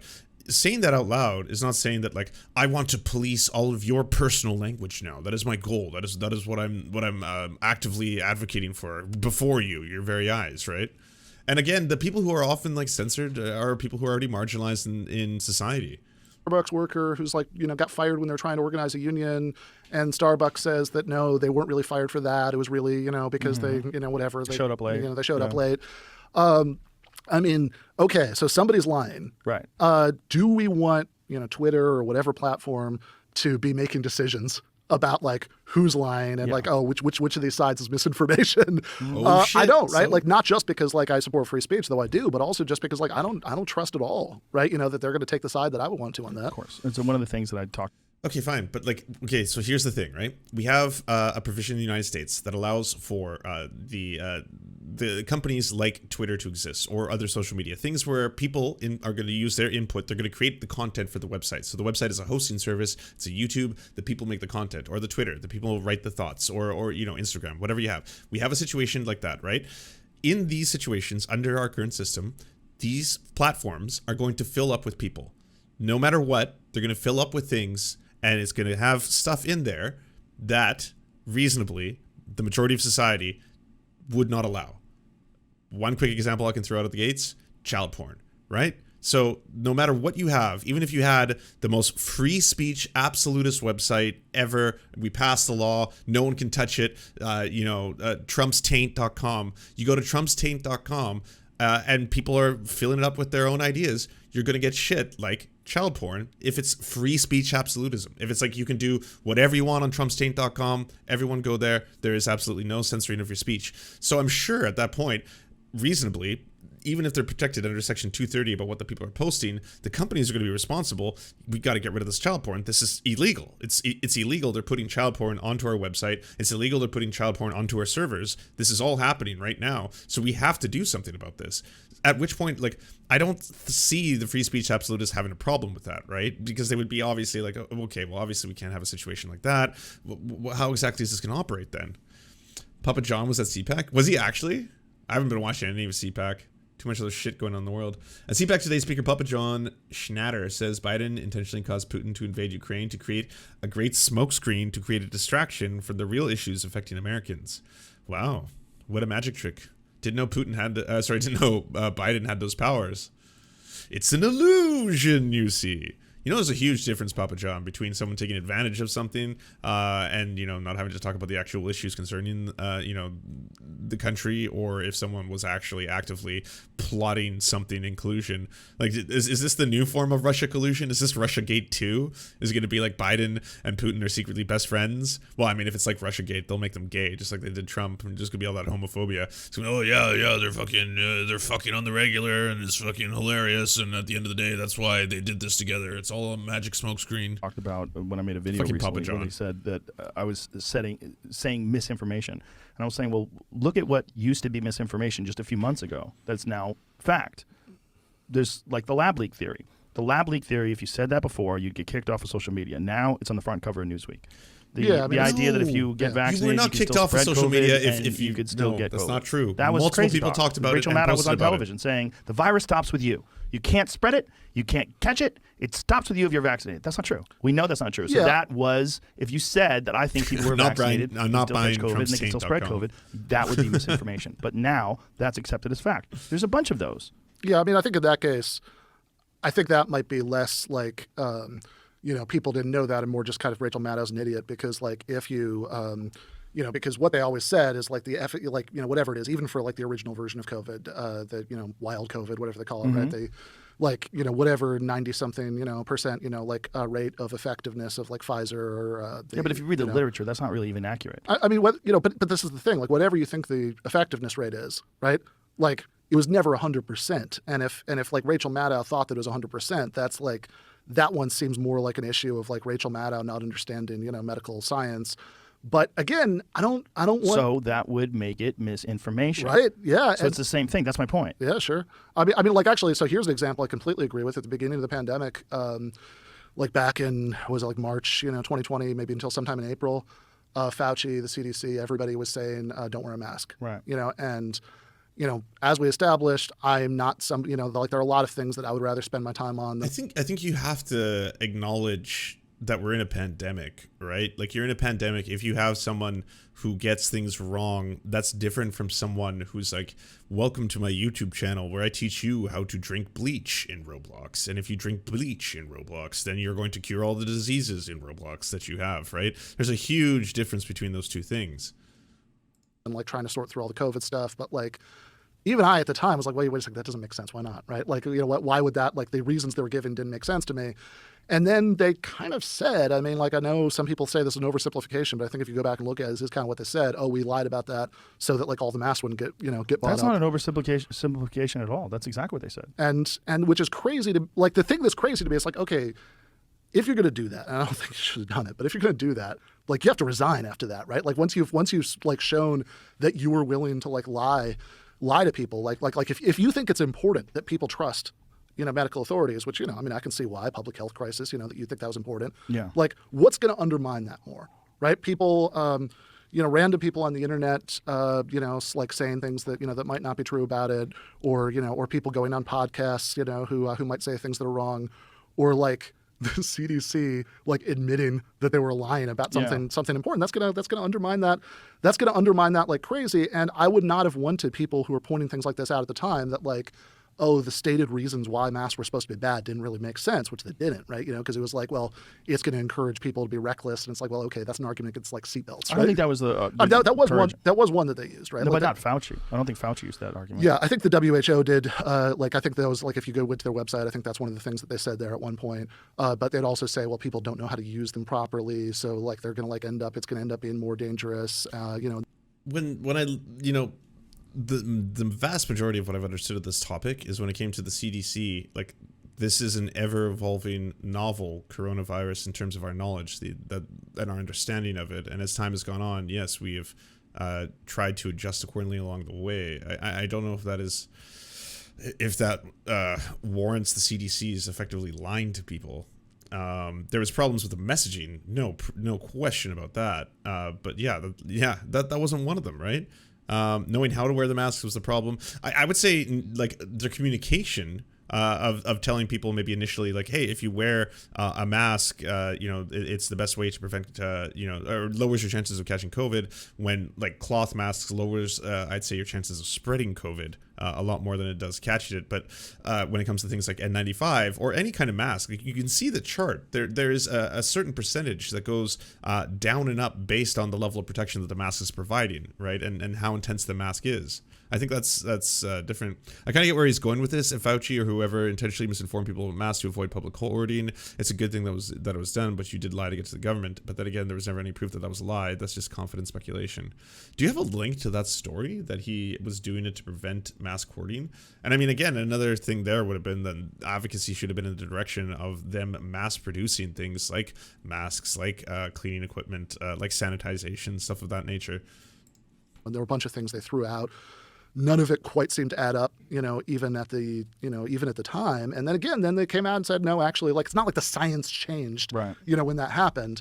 And I think that I certainly wouldn't have wanted people who were pointing that out to not be able to do that because of some misinformation policy. Don't you think that the issue really was that people were afraid? And when people are afraid, then they'll support harsher measures to ensure safety. And one of those measures would be to silence people that may be spreading information that could get people in trouble. Yeah. So they're willing to compromise their values because they think there's a greater good to be had. Like, there's a different time. And that's one of the more dangerous things about a thing like a pandemic, because people will compromise their positions because they feel like there's a greater good to be achieved. And so we need to silence these people. Like, this was during the presidential campaign. And this is one of the things that I found out that I was really shocked by. The Twitter banned, Brett Weinstein had a thing that he had put together called Unity 2020. And the idea was, instead of this rigid two-party system where you have people on the left and people on the right, what if you had like a really reasonable person, a well-balanced person from the right, and a really reasonable, well-balanced person from the left, and we brought them together, very popular people, and put together like a party and called it like the Unity Party. And so he made a Twitter page, and Twitter banned the page. And what was the reason they gave? Some bullshit reason. But the reason was they were terrified that these popular podcasters and people were going to take votes away from the left. because these people like Weinstein and his wife, or they're progressives. I mean, they taught at a very progressive university. I don't know how a lot true of people that that are progressive that feel disenfranchised with some of the standards of the Democratic Party, and they.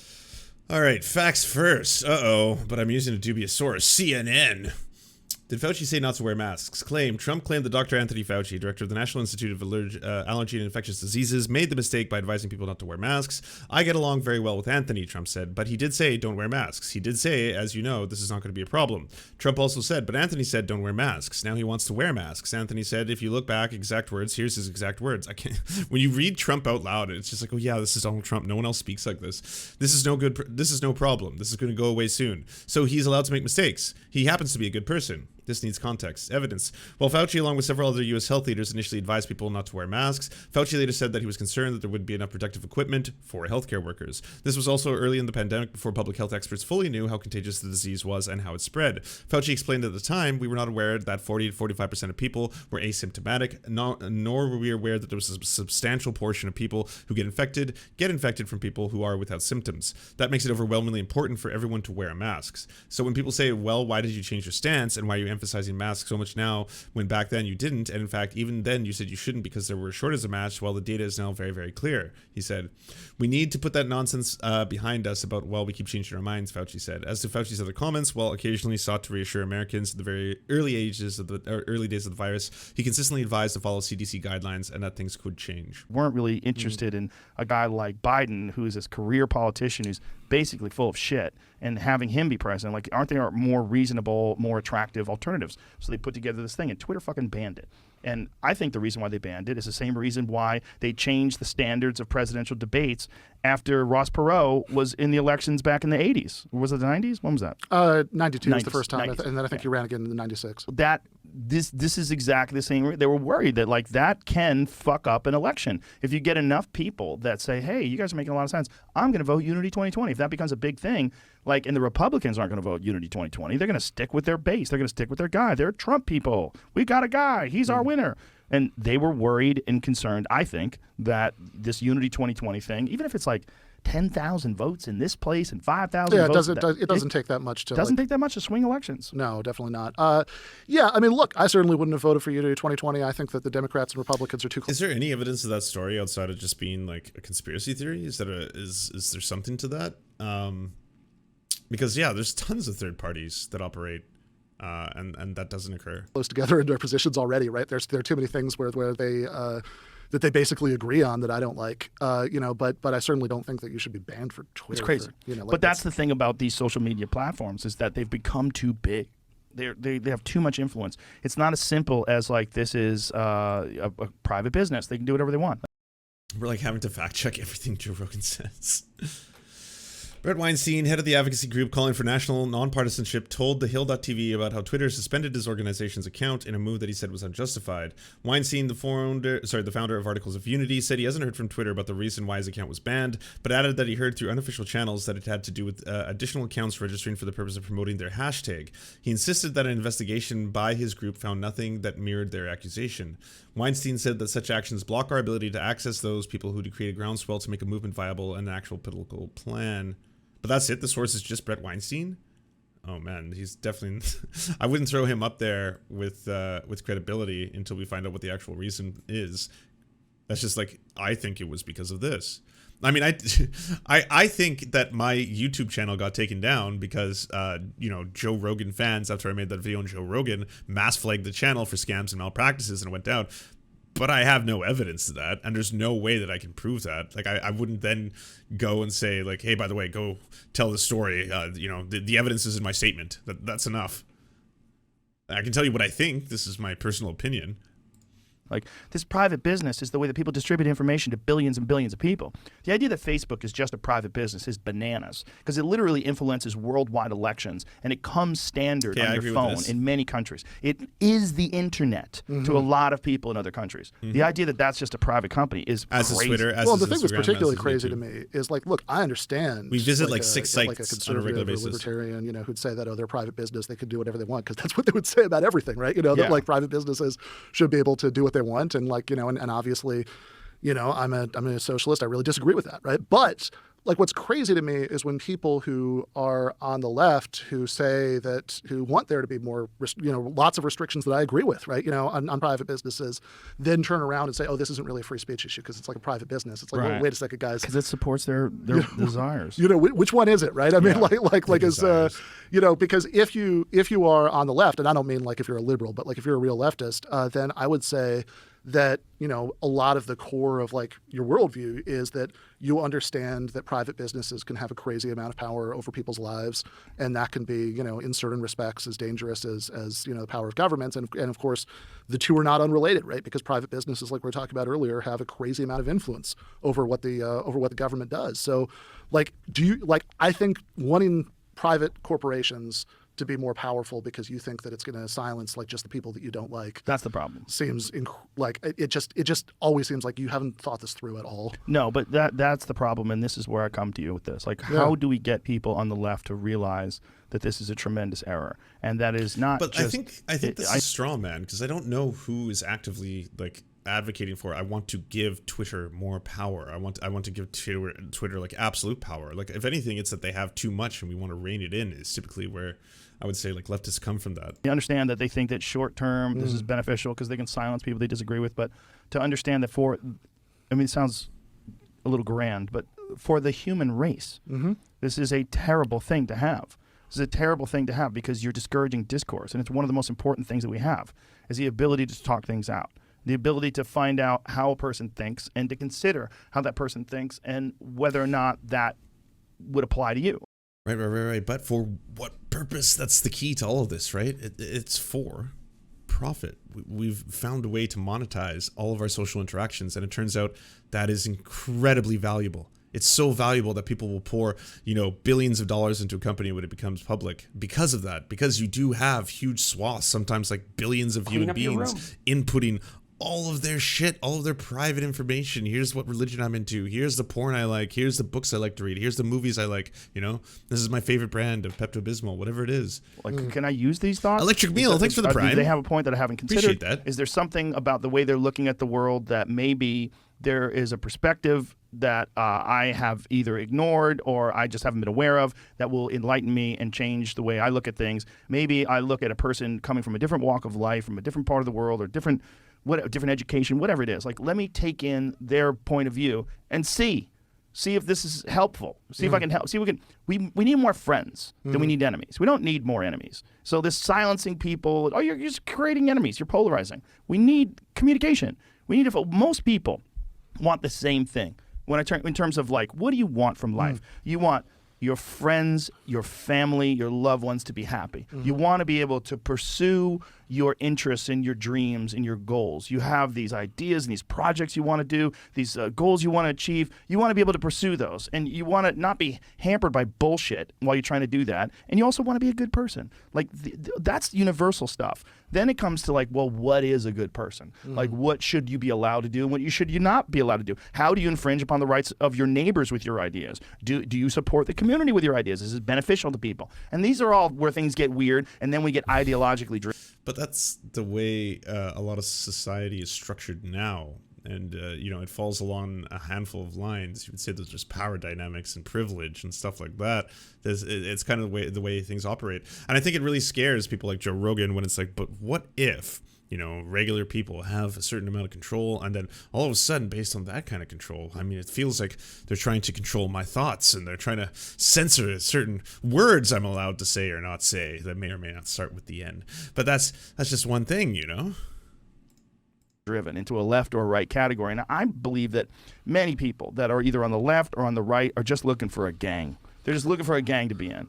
And they find it, and they just adopt their positions, and they adopt this. See, like, this is that old thing where it's like, there's just these Twitter gangs, these evil Twitter gangs, and they get together, they do, and they must have some kind of an organizational meeting or something, and then they all just go after this one account, and then all your notifications are filled with all the worst nasty things and blah, blah, blah.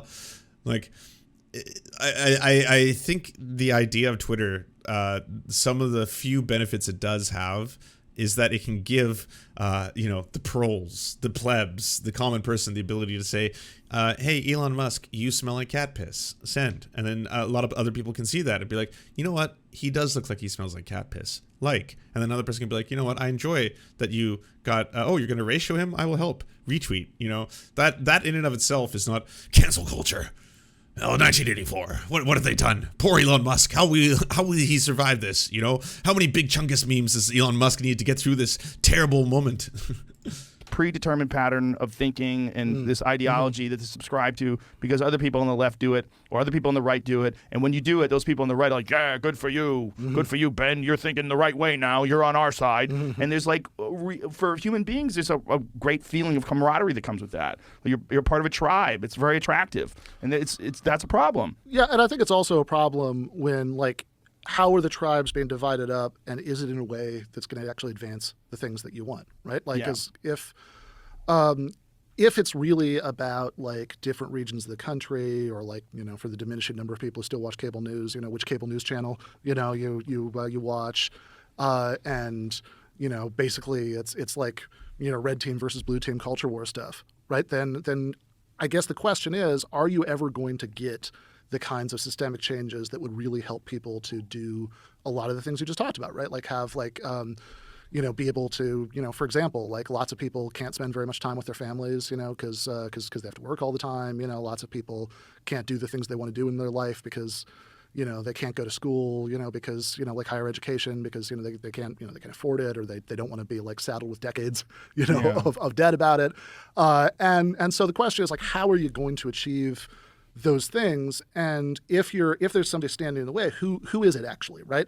Is it somebody who's a member of, you know, the elite who has like genuine power, right? And whose interests might not like coincide with your interests, right? Because like they're, you know, like if you had a union at your workplace, or if you had like, you know, then their profits would go down, or if you taxed them more to pay for some of the things we were talking about, you know, like that would be bad for them.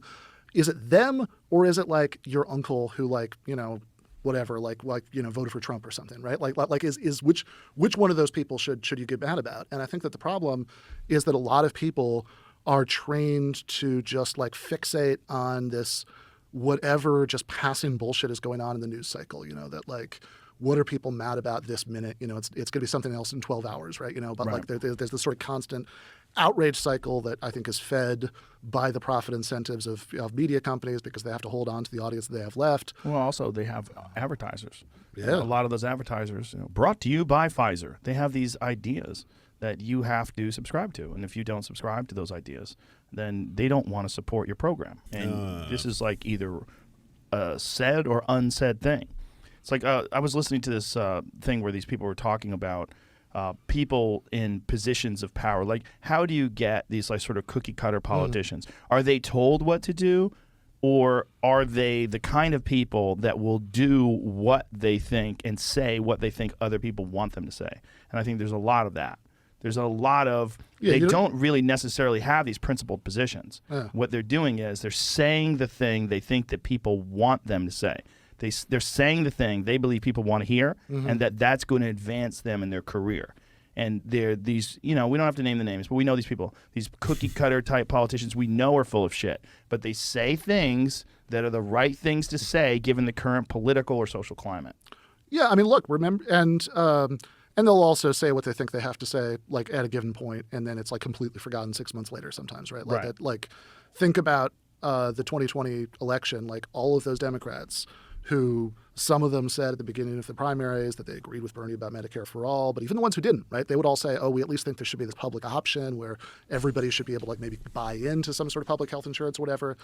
And that was like the entire debate. There were like 100, you know, whatever. I don't know how many Democratic debates there were. It felt like 1 million, but they have like however many there were. This was always at least like 20 minutes of like every single one of those. Like they would go on and on about this, but then like somehow now that's just disappeared, right? Nobody's like now Biden's president. It still says on his campaign website, you know, that never got taken down, right? That he wants there to be this public health insurance option. Kamala Harris, who said at one point that she agreed with Bernie about Medicare for all, is the vice president. A lot of these other people are, you know, Pete Buttigieg, you know, said he wanted at least Medicare for all who wanted, and like he's in the cabinet. There are all these people who are back. I love how Joe's like, and we don't have to name any names. And Ben Bridges is like, here are all their names. The senators. That's pretty funny. And it's like, well, that's what they, you know, when they had to position themselves to win that primary, they said that they cared about like all, you know, the millions of Americans who don't have health care, or the like millions more who maybe even do have health care. How about they said they were going to decriminalize marijuana and release everybody that was in jail for it? Yeah, when's that happening? Exactly. It's all bullshit. Like, it's all bullshit, but that is the sort of stuff that we're talking about, that they don't really believe these things. They're saying these things because they believe this is what people want to hear, and that gets those people out to the polls. That gets those people out to the booths and gets them to vote. And this is, unfortunately, where we find ourselves as a culture until we can read minds. And Elon Musk, hurry up with that technology. We need to be actually able to read people's minds. So yeah, I don't know that I want Elon to be able to read my mind. You're going to read his mind too, though. And you're going to see, oh, my God. Why'd you write this book? Yeah, okay. I wrote this book because I was pissed off. Like, I think more than any other book that I've written, it came out of like intense frustration that I was feeling at that time, because I saw a lot of people who I think, like, on paper, you know, they agree with me about like most of what I've said tonight. Maybe not the free speech part, but like, you know, most of the rest of it. Like, who were doing all of these things that seemed to me like they were either feeding into these absolutely ridiculous sideshows that like stop people from actually focusing on these issues that we're talking about. You know, like, you know, the title, right? The title example, you know, canceling comedians, you know, people who would like freak out, you know, about like what Dave Chappelle says in a stand-up special, as if like the things that you say in a stand-up special are like an editorial that you're writing for the New York Times about like exactly what you want to happen, right? Like that, right. Like every sentence, you know, Dave Chappelle has said in the stand-up special is literally what he thinks. And, you know, and I think that, like, one, to anybody you're trying to appeal to like actually build some kind of like political program to actually accomplish any of the stuff I've talked about, like, we can do both. We can do both. We can build a very powerful political project, and you can also call out a really shitty transphobic take when you see one. It's not hard. If you spend all day focusing, like, I think that's a straw man. I don't think people are spending all day from the moment they wake up to the moment they go to bed thinking about Dave Chappelle or thinking about Joe Rogan specifically. Like, I mean, up until watching this, I hadn't even thought about these things. I hadn't thought about anything outside of like Ukraine for the past like 3 days. Doesn't matter, like, you know, how big news is coming in from other places, because we're just being consistently inundated with that as like our sole focus right now. I'm not like, oh my god, yeah, Dave Chappelle, he just got another 4 specials, didn't he? Well, time off to Twitter, I see. I'm going to make sure I make a staunch lesson out of this man. What does that make you look like? That makes you look like an overgrown hall monitor, right? Nobody is going to want to follow that person anywhere, nor should they, right? Like that they, because that's just incredibly damaging and unappealing. And I wanted, like, I mean, it's funny because I think that, like, when I sort of use that as the example in the title, right? Like, I was kind of trying to come up with like the most ridiculous example that I could come up with, right? Like, you know, that like people would be like, you know, in terms of like ridiculous priorities or sort of people being like weird moralistic scolds, like, you know, what would be the biggest example? Do you think you can invite Ben and talk about it? We did. So me and Ben have a full 1-hour debate on cancel culture that you can find on youtube.com/the Serf Times. And it's very good. It's very, I thought it was very productive. Well, not getting mad at like, because that's the only thing that can solve these problems, remember? That's how you determine truth. You know, politicians who commit war crimes, but, you know, or, you know, like maybe you get mad at those people too, but like somehow, you know, my friend, I disagree with him about a lot of things. But he is my friend, Dave Smith. You know, heard him talk about the outrage budget. Right? How dare you disagree with Dave Smith about anything? Well, I'm pretty sure that he disagrees with a whole lot of things you agreed with that I said earlier. But no, Dave's awesome. I'm just joking. Yeah. But no, I mean, like, but I think he is a good guy, and he's, you know, I mean, I've been, you know, I've been on his show several times, and his well-thought-out perspective. I feel I say this as you know, a comedian and someone who loves comedy, like inspired by so many comedians throughout history. I think modern day comedians have the thinnest fucking skin for the so-called truth tellers. You know, supposed to be like, hey, I'm just here to tell the truth, gonna give you some uncomfortable facts, gonna drop them from on high because I am the Lord your savior, come to make you laugh. And someone's like, oh, that joke wasn't that great, you're actually kind of, you know, further marginalized people. Cancel Culture 1984 tour, activate. Now I've got this going on, all of you can go shut the fuck up because I'm the only truth teller that exists. Hell yeah. More tickets, more money please. You may agree or may not agree, but you can see where he's coming from. Yeah, I can see where he's coming from. Is cancel and the other culture. Thing that's I really pretty respect much about him is that I think that like a lot of libertarians, like even though they'll like agree on paper, you know, like that, like with, you know, yeah, we shouldn't be fighting these wars, you know, we should, like, there shouldn't be all these people in prison or whatever. Maybe something, or a lot of it has to do with the fact that, like, back in the day, you never had people who may not come to your comedy shows, because when you build a following, you start out in the smaller clubs, you start working up a circuit. I trust me, I'm not trying to say that I've done stand-up. I'm not. I know comedians get really pissed off when someone who hasn't suffered through stand-up talks about stand-up, but I used to watch a fuck ton of live stand-up, and you know, you would see people get famous, people who I would watch and be the smaller shows, all of a sudden they were playing before huge names, and then they become headliners, and then they tour, and then they kind of operate in a ever expanding kind of like echo chamber, right? Because you're just always being followed around by your fans, and your fans, like, you know, love you for you. And then when you're on Twitter and you get on there, and then all of a sudden you have what you consider to be a funny, spicy take, and then all of a sudden a whole bunch of people who may not be your fans find it because someone retweets you or something, and then a whole bunch of eyes are on you. Suddenly it's like, whoa, can't even make jokes anymore. Apparently the world has changed. It's a different world out there. I just tried to talk about a certain race of people are subhuman, and all of a sudden everyone is calling me a bigot and a Nazi. What the fuck? Well, you know, we've changed the paradigm. Everything's gone now. It seems like in practice, what really gets them excited is like tax cuts, right? And I think that, and I think Dave is genuinely not like that. I think that he actually devotes way, as far as I've ever been able to see, he actually devotes way less time to stuff like that than to like the United States backing this genocidal Saudi war in Yemen. That's the big thing with Dave. It's interventionist foreign policy and the corporate backing of these horrible regime change wars. That's the thing that he hates more than anything. Yeah. And the actual cost of human lives and suffering.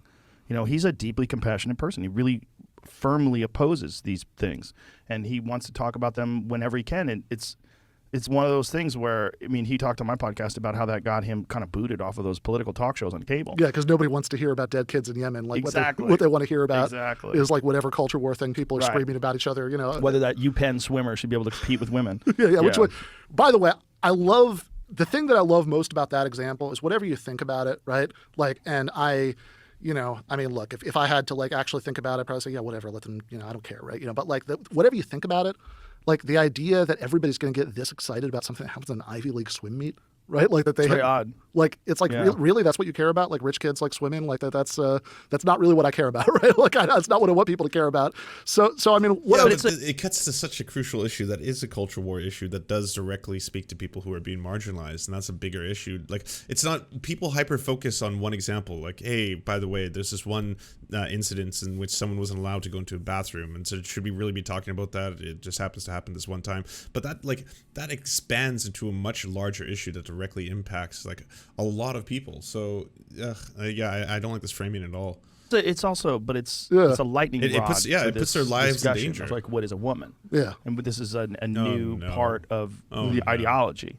This is a new discussion. Like, what makes a woman? Is it biology, or is it how you identify? Is how you feel, or is it your chromosomes? And this, when it comes to sports is where the rubber hits the road, and that's why it's this sort of. It's like, see, we told you there's a difference.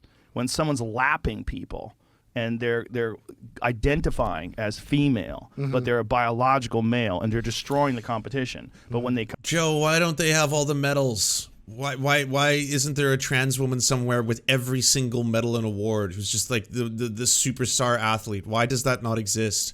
Again, it's like you take one isolated incident. It's like in this specific sports event, this happened, and it was shocking to see, and now we're all aghast by ourselves. Like, Jesus Christ.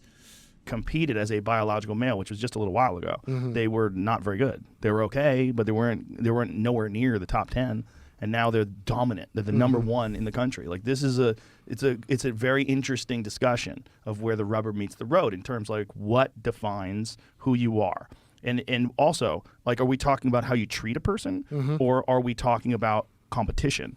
And so there's a reason why men can't compete with women. You are talking about how you treat a person. You 100% are. No question. Like it's holy fuck. Women, like as a biological male, oh God, and here we go. Same talking points as forever. All right, Ben better push back against this kind of shit. Like, neither me nor Joe Rogan, and I know Joe Rogan has a lot of professional fighting experience, fine, but neither me or Joe Rogan are like, you know, scientific members of the scientific community. We're not the ones that have data, studies, stats, statistics, and we're also not the, like, you know, people involved in the Olympics. We're not the ones part of the Olympic committee who would determine whether or not something is like fair or unfair based on a handful of qualifications. And so because of that, we should then defer to the broad consensus of the scientific community and the broad consensus of, in this case, the sports community as well. So is advocating for something that doesn't seem to be creating on a large scale a massive problem. And by the way, it always only relates to trans women. It's never about trans men. They never think or even speak about trans men competing in sports. But like, if that was the case,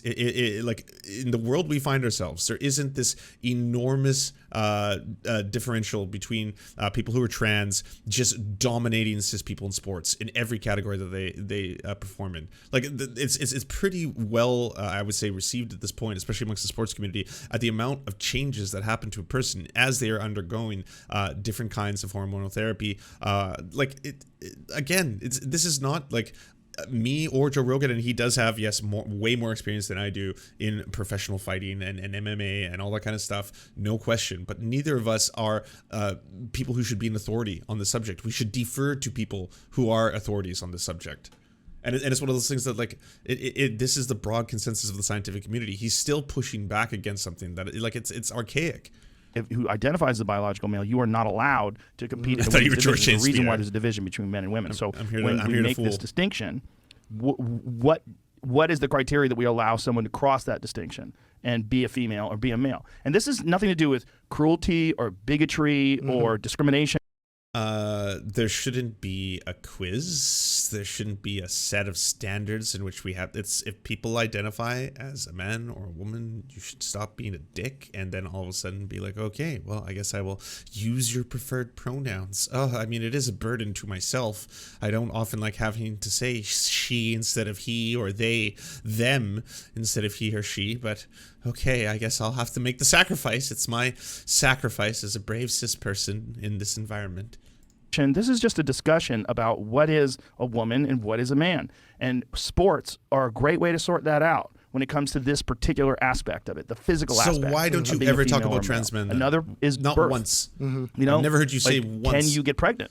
Can you give birth? I mean, if there's a competition, like who's going to create the most babies? And it's males versus females, and it's people who identify as a female versus people who are biologically female. Well, the biological females are going to dominate that competition. Yeah, well, it's probably a good thing that we don't have giving birth competitions, but I know, right? You know what I'm saying? No, it's I know where the rubber meets the road in terms of like these ideological discussions, which are valid discussions. You're not going to push back on any of that? I've met a lot of trans people that, like, I had Blair White on the podcast recently. I mean, when you meet Blair White, there's not a fucking doubt in your mind. Like, this is someone who, for whatever reason, oh my God, the nature and genetics has given the wrong sex to a person that is distinctly female. Yeah, I mean, as far as like the actual rules for like sports leagues, I'm sure you know way more about this than I do, but like I know different like sports have handled it differently in terms of the requirements, that like it's not necessarily an absolute that's thing. Such sorry, I'm gonna let Ben push back because I genuinely hope he does here. But like, yeah, that's such a gross Joe Rogan moment. It's like, if I look at Blair White, I mean, there's no doubt in my mind about that. I'm just saying, when it comes to sports, we should treat them differently. That's all I'm saying. Trans women can or can't, compete. Like sometimes, there are like hormone requirements and stuff like that. That there are different ways of trying to split. Do you know what the hormone requirements are, though? No, I have That's where it gets weird. I have no idea. Right, the threshold for many sports, it means handled differently in different places. But there's a guy named Derek. He's got a website called.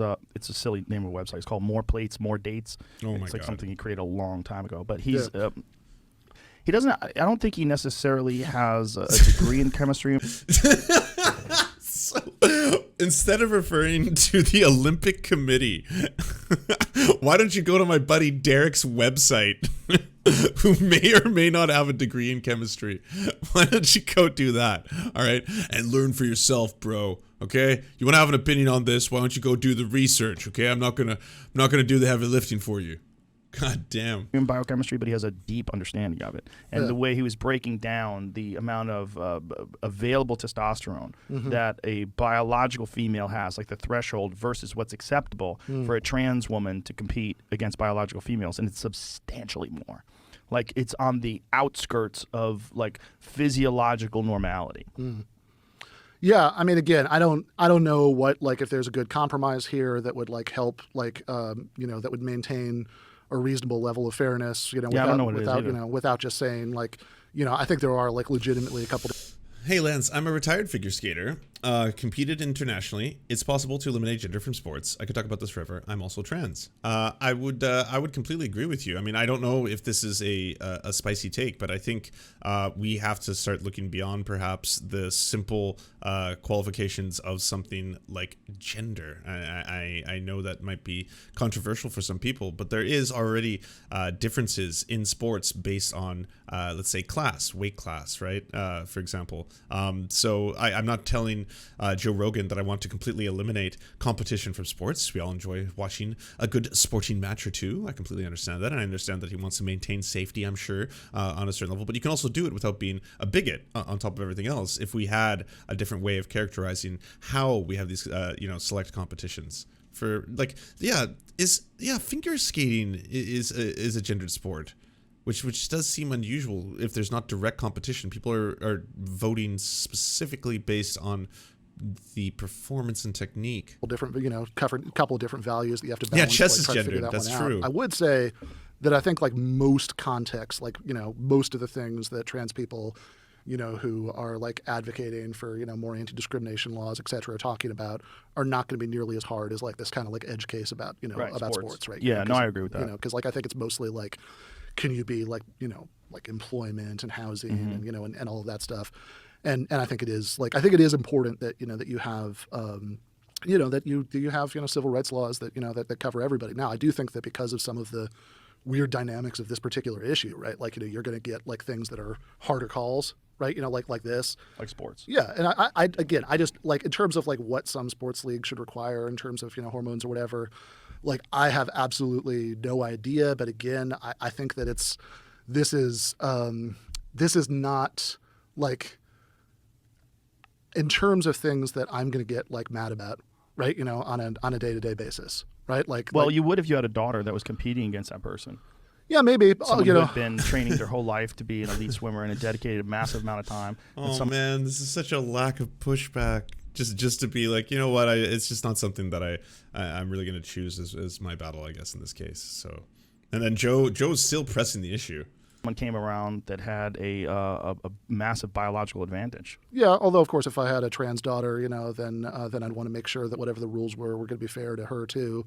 Which is why, like again, like what the right sort of exactly where the rules should be set. Do you think if you had a trans daughter and your trans daughter competed as a male for many, many years and was just sort of mediocre, and then all of a sudden competed as a woman and started dominating, don't you think you'd feel a little bit of guilt? This is not a real life scenario, though. Like, this doesn't bear out in the data. You do not see this overwhelming amount of, like, trans women just cleaning up. And, like, this is a myth that is propagated by the right that I guess libertarians like Joe have bought into as well. Because, like, they talk so much that this whole thing has been about the culture war. People are distracted by the culture war. People only care about things that don't matter.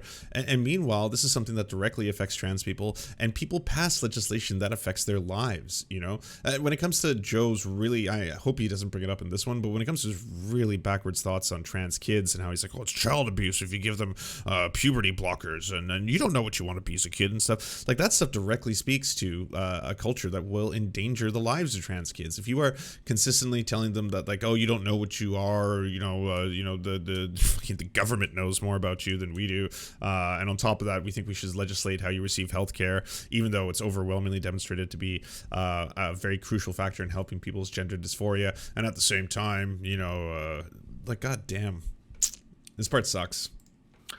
No easy way to say it. This part sucks. I guess it depends how much she was, like how much we're talking about, right? Like, because like I think in that swim meet case, the UPenn thing that you mentioned earlier, if I'm remembering right, like, and maybe you can correct me on this, like what I know about this is like scrolling through Twitter, what I saw. But like, I don't think that she even won by that much, did she? Or did she? Giant amount. Giant amount? How much did she win by? I thought she was... Okay, let's find out. She's breaking records. I mean, she's breaking records in multiple meets. Okay. Yeah, I mean, again... this is the thing. It's like there's a video of her literally lapping the other female swimmers. And this is, again, when we're talking before... Yeah. One of the things we brought up is the Lakota culture has this term, and this term is called the heyoka.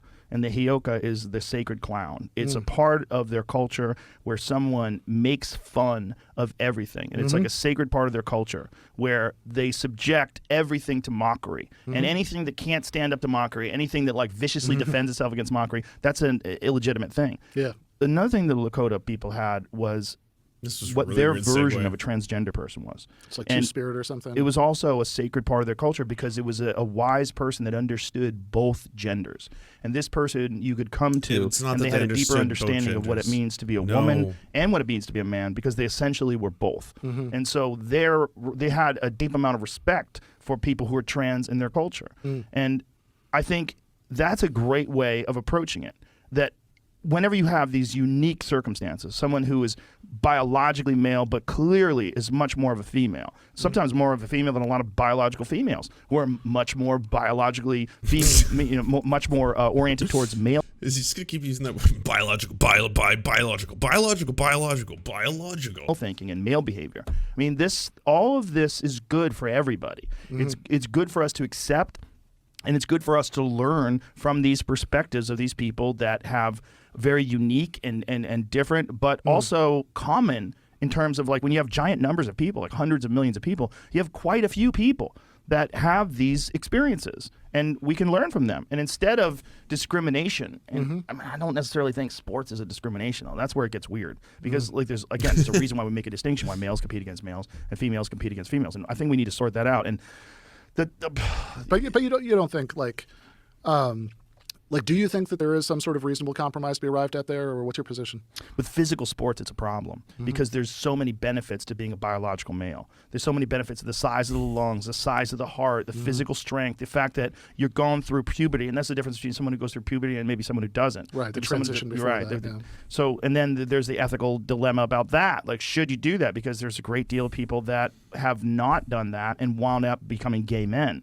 And so is that There's a huge problem in sports in terms of like, huge being that I think it's incredibly controversial of them to do this, where if there are players who have higher levels of testosterone and they are cis women who have higher levels of testosterone than other cis women, or certain amounts, that they suddenly are deemed not to be able to compete in a category because they think this is suddenly going to be unfair. It kind of flies in the face of Joe Rogan's theory that like we should be categorizing all of this based solely on whether or not someone is cis or trans, and if someone is cis, they have to be a cis man or a cis woman, and they should be then distinguished and put into those two categories, right? what's the right choice, and who can make that choice, and when do you have the ability to make that choice? Should you be able to make that choice as a child? Should you wait till you're an adult? There's a lot of decisions that we It's one of those things that is like, it's so fucked up that he's wording it this way too, as if it's like, oh well, then all of a sudden all these kids choose. When are they going to choose? Are they going to choose to be trans? Is it something about the culture right now? Are we not getting influences through culture as well? Are we not seeing that there are an increase in the amount of people who are identifying as being LGBTQIA+? Is there not something in that as well? What's to say about any of these things? we don't allow people to make until they're of grown age, like tattoos. You can't get your face tattooed when you're 4, but you can when you're 24. You know, it's. I mean, I'm not saying that they're the same thing, but what I am saying is that it's a hard issue, right? We're faced with many dilemmas that require discussions. And he is just doing all of the bad takes, fucking pile dumping them one after the other. It's like rapid fire speed run of all of Joe Rogan's shittiest trans takes. And compassionate, comprehensive discussions. And the only way you can do that is without censorship. Well, yeah, I mean, obviously, I completely agree on that. I mean, I think that the, youth transition thing, again, I think that this is a little bit of a hard case, because I think that on the one hand, yeah, you're absolutely right. I mean, the idea, no sane person thinks that little kids should have complete medical autonomy and just get to do whatever they want. That would be ridiculous. But at the same time, not getting a tattoo when you're a kid isn't gonna have some really bad effect. You can just wait and it's fine, right? Whereas with something like this, if you do have that experience that that you feel as if you're trapped in the wrong kind of body, which I'd imagine could be incredibly traumatic if that's not dealt with. We can only imagine. Yeah, exactly. I literally don't know, but right. It sounds like it. Neither one of us know. But I think that then having to go through what from your perspective is the wrong puberty, right? I mean, the stakes are higher than right. the tattoo thing, right? Now, what does that mean in terms of like what level of medical gatekeeping there should be, or like what the clinical practices should be, I'm like the last person to say. Right? Yeah, I'm the last person to say too. I just think it has to be something that we can discuss. Sure. The problem is when people want to suppress people's ability to make choices, and when people want to suppress people's ability to discuss these things. I don't think that's good for any of us. I mean, these are... You want to suppress people's ability to make choices. That's part of what you've been doing this entire time.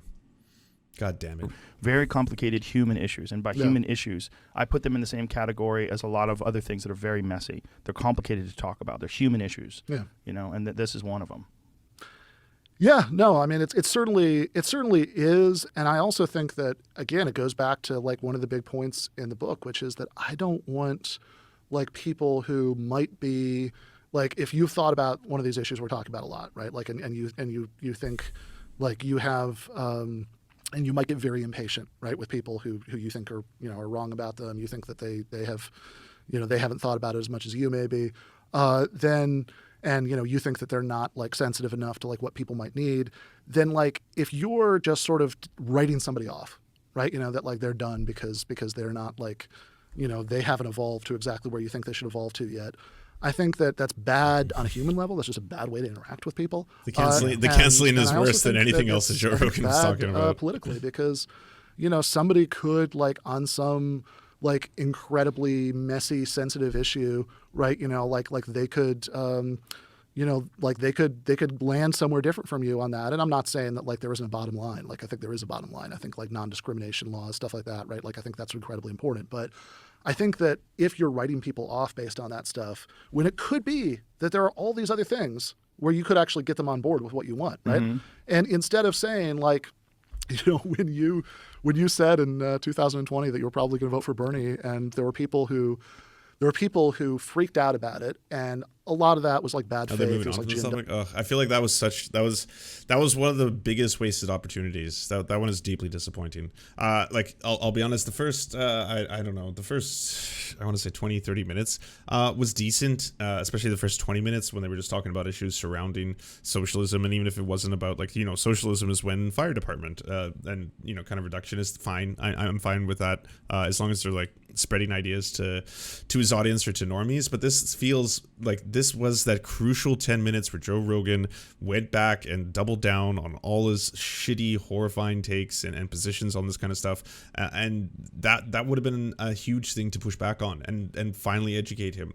Get, you know, start talking about those issues until Joe gets pissed off enough that he's like, Jamie, come on, pull it up. And then Jamie can actually pull it up, and they can be like, well, it actually shows here that the Olympic Committee does allow this for the following reasons, including, you know, how, you know, either taking testosterone or estrogen or different kinds of hormone replacement therapy can actually alter the body in ways that are dramatic enough to allow them to compete in their specific categories. So, yeah, it would appear that it seems that we got this one really fucked up, you know? These aren't his issues. I mean, that 100% true. It's not as if Ben is here, you know, saying, Joe, everything you just said is 100% factual, and I can't wait to spread that message on my, you know, end as well. No, that's not what's happening. Like all the shitty stuff is coming from Joe Rogan, obviously, because it's Joe fucking Rogan. It just feels like a big wasted opportunity, and one that like I almost wish Ben would have prepared for. Because like he's kind of defaulting to like, well, I don't really know a lot of this topic, so it's not something I really want to talk about. But I'm basically just going to say that,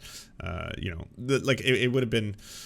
It would have been nice. It feels like I don't know if I know anyone else outside of like, you know, Kyle Kalinske, but I don't really talk to Kalinske at all. But I don't really know anyone else who regularly is going to go on Joe Rogan who may have an opportunity like I do Ben. Like me and Ben are actually friends. Like I speak to Ben like offline kind of shit. So like I don't know of another person I'm going to get within the inner circle that may go back on Joe Rogan and be able to talk to them. By supporters of other candidates, but there were people who were like, you know, real leftists who were like mad that like the Bernie campaign like put out that like video where they were like clipping that, and that seemed crazy to me, right? Like Michael Brooks and I wrote an article for Jacobin about it at the time, and like it just seems to me like, you know, whatever, like the idea that instead of being like, oh hey, good, like here are all these things we can agree on, right? We think everybody should have health care, and you're willing to like support. I'm not canceling Ben. This goes to the broader issue. No, I'm not canceling Ben Burgis. That's exactly what I'm talking about. You should not be above scrutiny. Like I'm saying this as someone who is friends with Ben Burgis, and yes, we disagree obviously on a lot of things. We've debated issues that we disagree on before, but I think you should be able to do that. Just as if Ben, did one of his watching of something of mine, and then was like, okay, well, here's all the things that I think Lance fucked up on, blah, blah, blah. I think that is completely fine, normal, and healthy. This is very different from me being like, I think Ben should be, taken off the internet, and let's work hard now to expose Ben Burgis for all of his, shameful little secrets. No, they're two very, very different things. And I think it's completely like healthy. Like that's what human beings do. I hope a lot of you have friends in your lives or even family members that you'll sit down and you'll be like, hey, by the way, we should talk about this because I think we're kind of butting heads. And then it can be a beautiful thing when you see someone be like, oh, I actually ended up reading that book you recommended. You're totally right. This is something that I want to talk about and advocate for, Lance I'm never going to get on Joe Rogan because if you Google Lance Serfs Joe Rogan, if you do that one cursory Google search, it would be like, oh, he's got like 45 videos kind of just saying the most gnarly shit about you. Like, oh, fuck that guy. Fuck that soy boy cuck. This, and by the way, like if you really care about trans people, I mean, like I think Bernie Sanders was probably your guy, right? I mean, like, I've been canceled. If you wanted to fund transition costs as part of Medicare for all. I didn't see the emoji. Sorry, I got stun locked by misunderstanding. Pro-trans position, but like if you're going to say, like somebody, like if you think, oh, Joe Rogan is wrong about like exactly how like sports, the sports issue should be, should play out. So I don't care that there are all these other things, right, that he agrees with us about. I don't care if he's willing to support this thing that would be incredibly beneficial. Like we just need to like cast him out, right? Say like no, we just want nothing to do with you, or maybe. No. It's very simple. I think if Joe Rogan is going to endorse Bernie Sanders, I think that has a net positive effect. I'm for it. B, the Black Phoenix, thanks for the Prime. Appreciate that. I think that is perfectly fine. I think if Joe Rogan wants to endorse Bernie Sanders, then good, because a lot of the millions of people who listen to him will go look up Bernie Sanders and find out, hey, Bernie Sanders' takes on trans people are dramatically different. The problem is it's not as if there's certain disagreements, like, oh, we just don't see eye to eye on this. The problem is that he platforms the fucking worst public figures, the worst transphobes out there on a regular basis. And not only doesn't push back against them, he agrees with them when they spread rhetoric that directly can like endanger people. Like this is the biggest problem with spreading that kind of a lie. And it's not about like, if you say the wrong thing, if you don't use they, them, if you misgender someone unintentionally, or you even say someone's dead name unintentionally because you didn't know otherwise, well then at that moment and that moment alone, you're done. You're donezo. You're a transphobe. You're like, you have to be culled from the internet. No one should ever interact with you. Horrible, sick person. Like that is very, very different, from I'm actively going to spread very dangerous ideas with the worst possible people on a regular basis to millions of human beings. There's two very distinct and different things there. Maybe like, and yeah, he won't platform me. He canceled me, and like, not the other way around. Repent, right? Then maybe we'll have something to do with you. I think that's a stupid, and I think it's a self-defeating way to like try to do politics, and I think it's also just a bad way to live your life. Well, I agree with you that writing people off because they don't share all of your opinions is ridiculous, and it's not the way you get people to. Well, Admiral, what if it resulted in, say, 1 million more people voting for Bernie Sanders? What if it actually gave Bernie Sanders power? What if it put Bernie Sanders into a position of power, and then he could use that power to, say, give Americans who happen to be members of the trans community more rights? Add them to the language of like civil rights bills and things like that. Like if that was the course of action from Joe Rogan saying I'm voting for Bernie Sanders, then I would still say there was a net benefit to Joe Rogan doing that, even if I think Joe Rogan is a massive fucking piece of shit. To take your position, it's the opposite. They're going to push. I don't back. think him doing that then taints people because like they Bernie don't agree Sanders with 100% and his of your messaging. positions. They're going to dig their heels in. That's a natural thing with human beings. It's not. They're not going to go, well, I guess I'll change. Neither of us have any way of demonstrating how many people it does convert. Yeah, nobody's ever said like nobody's ever been in like an argument on whatever Facebook where somebody like. Somebody says that they're a terrible person and they're, whatever, they're a fascist or a Stalinist or whatever it is they're being accused of being, right? And said, oh, you know what? You're right. You're right. Good Yeah. point. Good point. Yeah, good point. Right. You know, like now I get it. Right. You know, Right. like that's not actually how you appeal to all. you know, to human beings at all. I mean, like anybody who knows, that's something that like I think an alien within like 10 minutes of interacting with people would recognize is not going to work. Right. I mean, like I think if you talk to people like they're people, like you know, like you're taking what they're saying seriously, like if you think they're wrong, you can like try to explain why you think they're wrong, and you can show them how the things that you want might actually help them. I mean, it's not always going to work. There's no guarantee because that's just life. You know, there's no guarantee. But I mean, like sometimes it'll work, and the other thing's just not going to work. So, what positions did you take in your book that you got pushback from?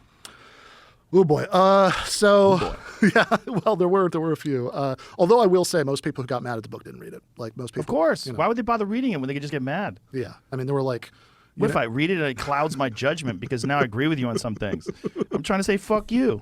Yeah, exactly. Like there were so many, like the number of people who got mad about the book before it No, you came don't have out to just do based on it. the title or the You description. want to have another drink before you talk about this? Oh yeah, You're absolutely. Out of Yeah. booze. Yeah. There isn't like Might need this. a refill. This hasn't like this hasn't made things worse by any stretch of the imagination. Like I said, if anything, the first maybe 20 minutes I think are of benefit to Joe Rogan listeners. I don't know how much of it they'll take. I don't know how much of it they'll walk away from and then be like, okay, well, what he's saying sounds very reasonable. All right, maybe I am interested in that, and maybe I will check out the DSA or whatever. And then this part here where Joe Rogan is just doing fucking his speed run on all his like worst transphobic takes, right?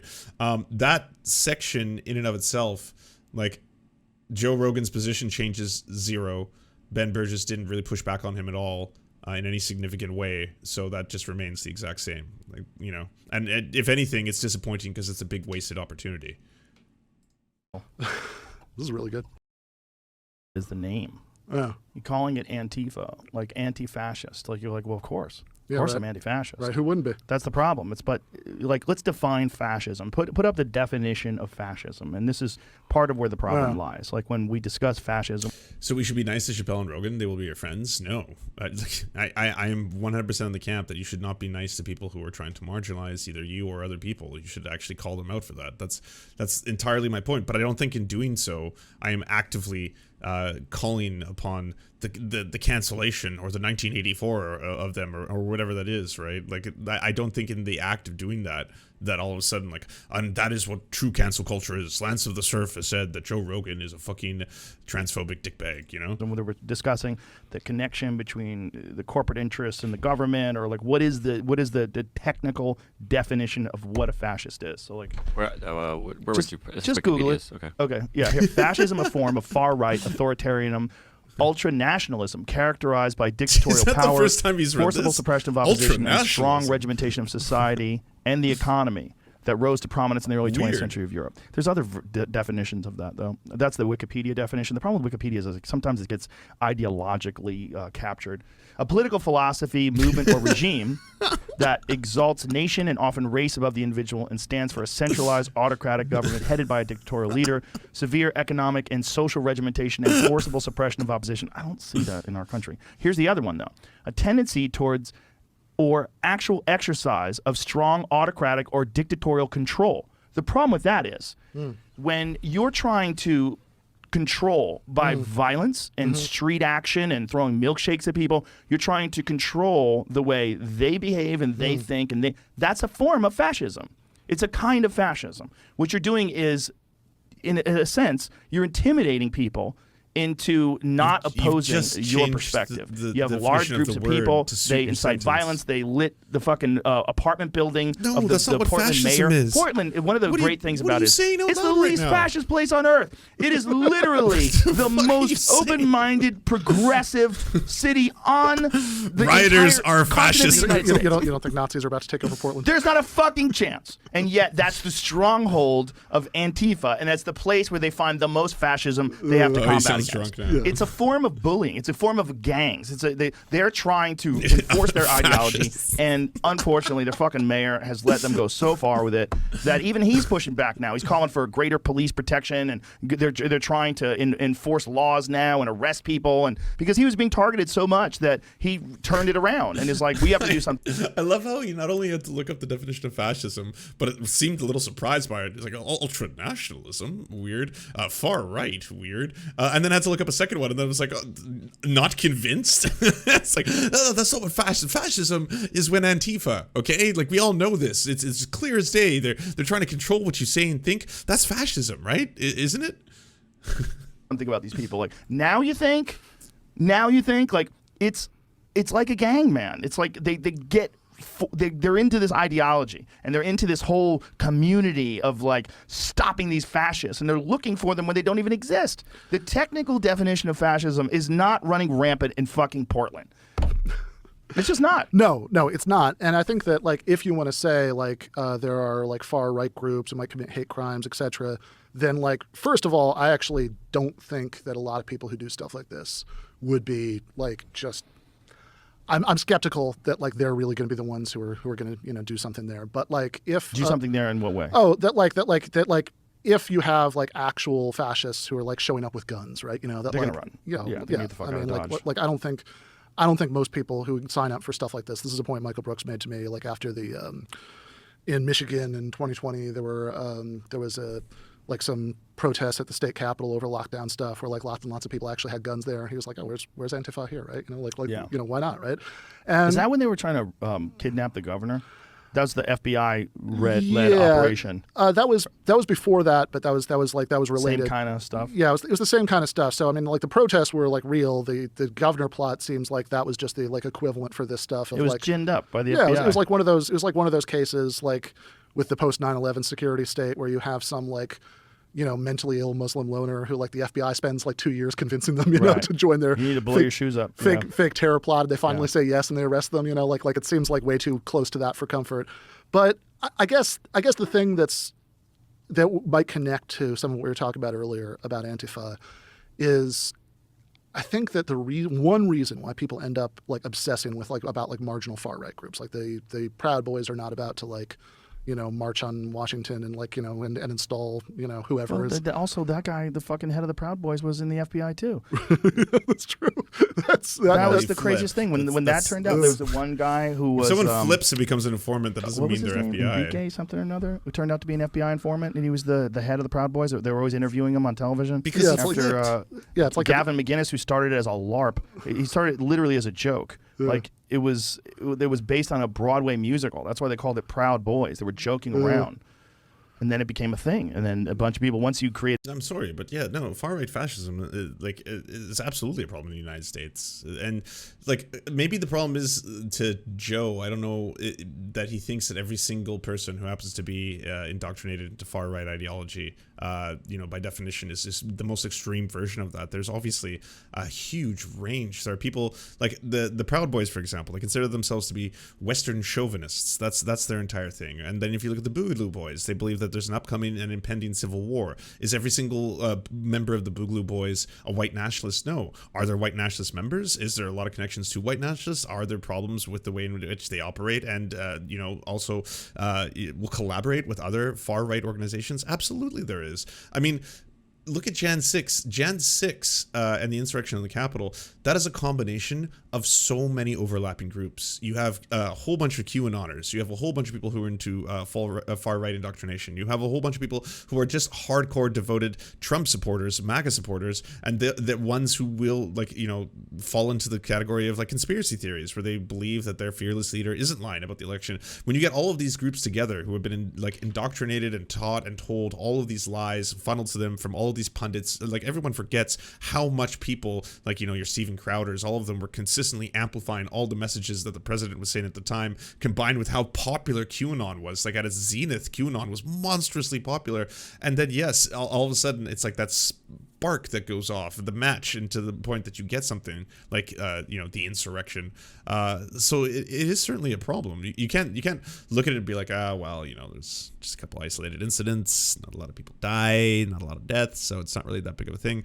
Like it's a much larger interconnected series of problems than it is just those are fascists or those are white nationalists, and that is that just is by itself in this kind of bubble, not connected to anything. An organization, then a bunch of people can join it, and then they infiltrate it, and then they decide to radicalize it. Yeah, Proud Boys leader Enrique Tarrio was an FBI informant. Like, what in the fuck, man? Because it's like during the McCarthy period when half of the people at some little local Communist Party meeting would be FBI agents because they were devoting so many resources to trying to stop this very marginal this very marginal group. So people were upset at you because of the Andy Ngo thing that you didn't think that was.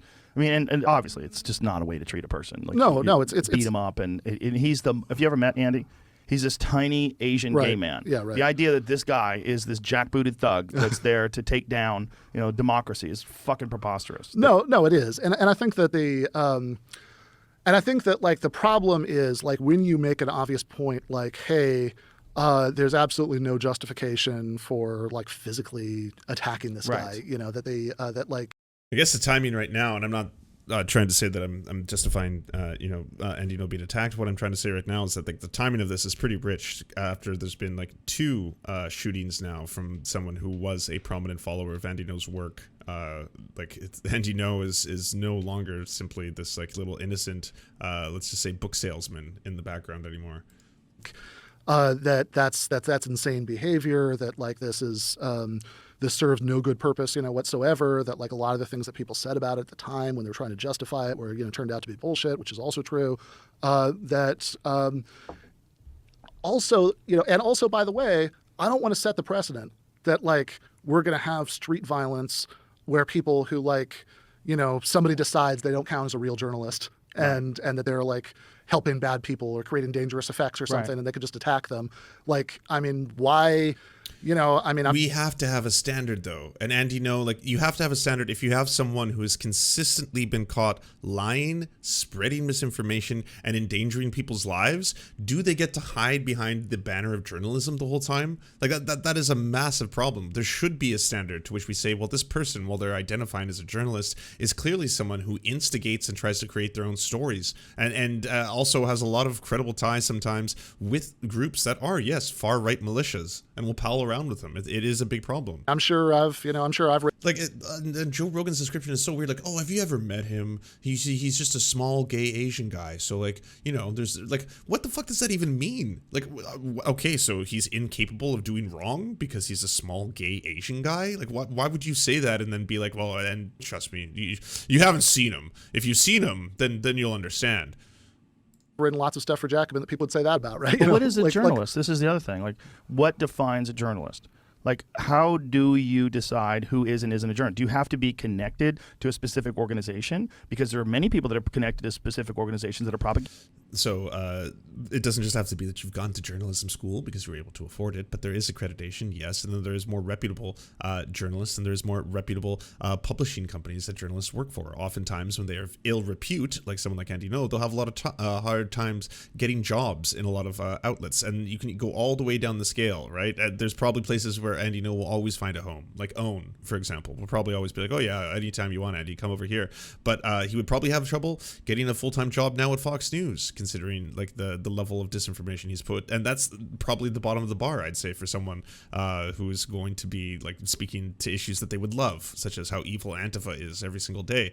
But yeah, there are standards. Propagandist. Do you have to have a degree in journalism? Because there's many people that have a degree in journalism that are liars. And they work for gigantic corporations, and they spew out all the nonsense that this corporation wants them to say. What is a journalist? No, absolutely. Do we have a rigid criteria for what is? I mean, couldn't you not be a person who believes in the truth, who decides to dedicate yourself to discussing things and researching things and doing it in a very honest and doing it as a person in good faith and putting out the information as you've discovered it? isn't that journalism? Like, who decides who's a journalist? Yeah, I mean, certainly nobody at WikiLeaks had a journalism degree, and I'm really glad that exists. Right? Or how about Edward Snowden? Sure. Was what he did? Does that count as journalism? Yeah, I mean, I've heard people say that Glenn Greenwald's not a journalist, like which is ridiculous, preposterous. Because I mean, he broke. He like whatever you think about Glenn or his politics or any of that stuff. I mean, just from a journalism perspective, like first with the NSA revelations, and then again in Brazil, with the material that like helped free the former president, who was unjustly imprisoned. Like that's the most important stuff that journalism can do, right? So if that's not journalism, this, they're two completely different topics. Like Andy Ngo versus Glenn Greenwald. I hate Glenn Greenwald, and I completely agree. Like you can't state that Glenn Greenwald has not done journalism. Andy Ngo is very, very different though. If Glenn Greenwald is now just a shitty take machine. That's all he's become. He's a shitty take machine for money. That's basically what he does now, instead of doing real journalism. But Andy Ngo is a direct example of someone who falsifies and fabricates stories on a very regular basis, and very well documented as well, in order to incite anger and fear of Antifa. If that's not journalism, right? Like, I don't know why journalism what is journalism? is important. Once you go to Substack, you're not a journalist anymore. Yeah, and I think that's incredibly dangerous, because you could imagine. I mean, look, you don't have to imagine. You could just look at what actually has happened with Julian Assange, right? The government says that, oh, there's no freedom of the press issue here because that's not really journalism. He's just like some kind of enabler of terrorism, because he did this. That's certainly not a road that I want to go down. But the problem is, as obvious as so many of these points are, that like there's absolutely no good justification for physically attacking a non-combatant, like somebody who isn't like going and mocking and laughing when you hit him in the head with a fucking milkshake. Like, what was that? No, it's terrible behavior. You make that obvious point. You make the point we were just making about journalism. And it's like, on the face of it, you think, okay, this is all obvious. But the problem is, it's that like team, like rooting for your team behavior, that like you're willing to accept horrible behavior as long as it's enforcing your ideology. Yeah, and then if somebody like me says that I think that that I think this is bad, then so you're not being loyal to the team, right? Like you're siding with Andy Ngo, who's on the other team, and you're siding against people who are on your team, so like they'll just have a reaction to that's not actually about like the thing itself or like showing what's wrong with the argument. Yeah, and I should be really clear. I'm not, like, I had Andy Ngo on my podcast, and I was skeptical of a lot of things he was saying. One of them, that he had traumatic brain injury from that. I was like, what kind of brain injury do you have from that? Like, what are you talking about, man? Yeah, I know originally there was these reports that there was like concrete that was like mixed to the milkshake somehow. And listen, that just man, I watched him get hit with that. That's like, that's not what gives you brain damage. I know what gives you brain damage. Yeah, but you gotta get hit. Like, if that guy got hit with a fucking piece of concrete, he would go down. Yeah. Okay, he's not just going to take it on the chin and keep walking and get a traumatic brain injury from a milkshake. Yeah. It's silly. No, and look, and I think that unless there was it's almost as if he was lying about that. He was probably lying about a lot of things. Andy Ngo, like, as somebody, like, the issue is not, do I like Andy Ngo? Because I actually don't, right? I mean, like, I think... What don't you like about him? He wrote an article that was... I think it was for Quillette. I'm not sure about that part, right? It might have been somewhere else. But he wrote an article about visiting Britain where he was claiming basically that there were like, parts of London that were like under Sharia law, or that, there were just no drinking zones. He lied. Was that there were he used like pictures. no drinking signs, that like it's since been pointed out that like other like non-Muslim neighborhoods, they have the same things, right? Because you're just not allowed to drink in certain places. That's what he does. He falsifies information to push a narrative. I think that he's, and I think that probably in general, right? Like he's a provocateur. Yeah, I think he's he's a provocateur. A provocateur. That's lying. That's falsifying I too information. Have a lot of questions, about Ooh, the honesty, or another lie. To sort of checking things, before you go into print with them. And my sense is that his politics are completely different from mine, but none of that matters for this, right? Like none of that is the point, right? I don't want just like if we're talking about like should we have a taboo against like physically assaulting journalists? Yeah, right? physically assaulting people you disagree with. Then like we should, and it should be anybody, right? But like also, I think that it shouldn't depend on whether you think they're honest. It shouldn't depend on any of that stuff, right? That just is not something that should be happening, and I think it's a bad door to open up. But I think that that's something in the book that a lot of people.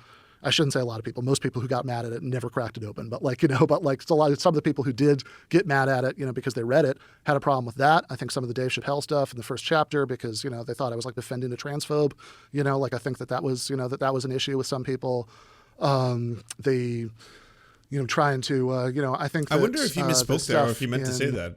Defending the transphobe. I think he meant to say defending the transphobia, because I don't know if he would just characterize Dave Chappelle as a transphobe like that. I could be wrong though. Later in the, in the book, that just in general, I think a lot of people who got mad about it sort of misinterpreted the sort of main claim in a crazy way, right? That like, in other words, that they thought that the main thing that I was saying was that like online cancellation is like the most important problem in the world, or, something like that. And that's not what I think. What I think is that this is not a way that you should act towards people. One, because on a human level, it's just a toxic way to operate. And two, if you actually want to win people over to ideas that you think are important, so you can accomplish something that's important in the real world, then getting bogged down in all of this kind of, online shit throwing and, trying to get people fired and all of that stuff for all the reasons that we're talking about. I think it's like the worst, most counterproductive thing you could do. I think there's also a real issue with communicating through social media. It's such a, it's a way of communicating that takes away so much of what it is to be a human. To be a human is to There's still 48 minutes. I just realized I've hit 6 hours. I have to go spend time with my dog. I've been watching this thing for so long. I guess we could finish it next time. I don't know. I'm leaving this deeply disappointed so far. I'll be totally honest. The first 20 or so minutes were really, really decent because they were, it was the thing that I thought Ben did expertly with Charlie Kirk, and maybe it was because I was more combative and he wasn't a huge fan of Charlie Kirk. Maybe that's it, because you can tell that Ben is kind of like fanboying out right now to Joe the entire time and not really wanting to push back against him, or like, push back against a lot of the worst things that he's saying. And then they just had like a discussion about making concepts that shouldn't be scary very palatable to a wide audience of people. Millions of people listening are going to be like, oh, okay, well, yeah, this quote-unquote socialist doesn't sound so scary. Socialism is when fire department. I like fire departments. I don't like burning alive. Cool. Yeah, all right. I'm on board with that. But then we've gone through two really rough spots where, basically... And they never even, Joe Rogan found a way to spin, all his worst transphobic takes into the center. And now we're talking about Andy Ngo and saying like the issue of Andy Ngo and the left's response to it is in some way like comparable or you know what? He's not directly comparing to what Andy Ngo does now, but they're really trying to say that like, Andy Ngo, even if you disagree with his takes, at the end of the day, he is a journalist. And if we go after journalists and journalism effectively, what we are doing is that we are going to just, open the floodgates to something much worse. The slippery slope fallacy, if you will. And like Andy Ngo, first off, like if all they want to say is that, hey, Andy Ngo getting seriously beat up and then celebrating him getting seriously beat up does more to damage the left as a whole, because I think it's just bad messaging and bad optics. If that was all they were talking about, fine. But if you wanted to talk about Andy Ngo, especially in light of recent events where, multiple people now who have committed atrocities have been reply guys on Andy Ngo's threads, and one of them watched Andy Ngo on a regular basis, and like Andy Ngo frequently spreads fear and far right talking points and lists of Antifa members with their faces and all this kind of shit. Like, the guy is very, very dangerous. Not to mention he's a liar. Like, Andy Ngo is a serial liar. The guy fabricates stuff. He makes stuff up and sometimes doesn't correct it even when he's called out. And can put people in direct danger. Go look at Chad Loader's account and everything they've posted about Andy Ngo and how like their life and their son's life was put in jeopardy because of the doxing that happened on behalf of Andy Ngo, and it's obviously very, very scary and very tragic. But yeah, it's this part's unfortunate. Hopefully, thank you, sweet heart cat. Hopefully tomorrow it ends on hopefully the rest of the stream or the rest of the podcast ends on a better note. Because right now it's just kind of like, I guess. Do you enjoy the Serfs but prefer not to have to use your eyeballs? Many are saying this. Well, we've got the solution for you. It's the Serf Times in podcast form. Available on most major podcasting networks now.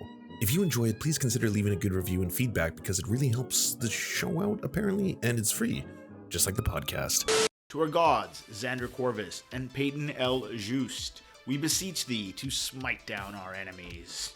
To our monarch, Tom Spiker, we are but your humble court jesters, here to amuse you. To our lords, Trevor R., we give thanks for this spit of land for us to eke out this meager existence. To our knights, Merid, Cheryl Alvarez, Ruby Kelly, Ellie Leslie, Alex P., Brandon, Words Greenwood, Nate, that one guy, Hagbird Celine, Matthew Scarborough, Stellar Vision, Ariane McCarthy, Daniel Sutton, Coulter Smith, Val 9000, Jenna Tall, Quiet 185, Anna Loves Riley, Omni, Riley and Anna, Poodlehawk, The Tim Caucus, Multimondi, Trevor Yanis, Lemmy 101, Anthropophojack, Saren 42, Catherine, Radical Maniac, Ramon Acosta, Nkosin, Violent Orchard, Sophie Baby, Political Puppy, Andreas Chiringuito, Zach Christensen, Josh Mickelson, Todd Buckingham, and Todd Lajeunesse.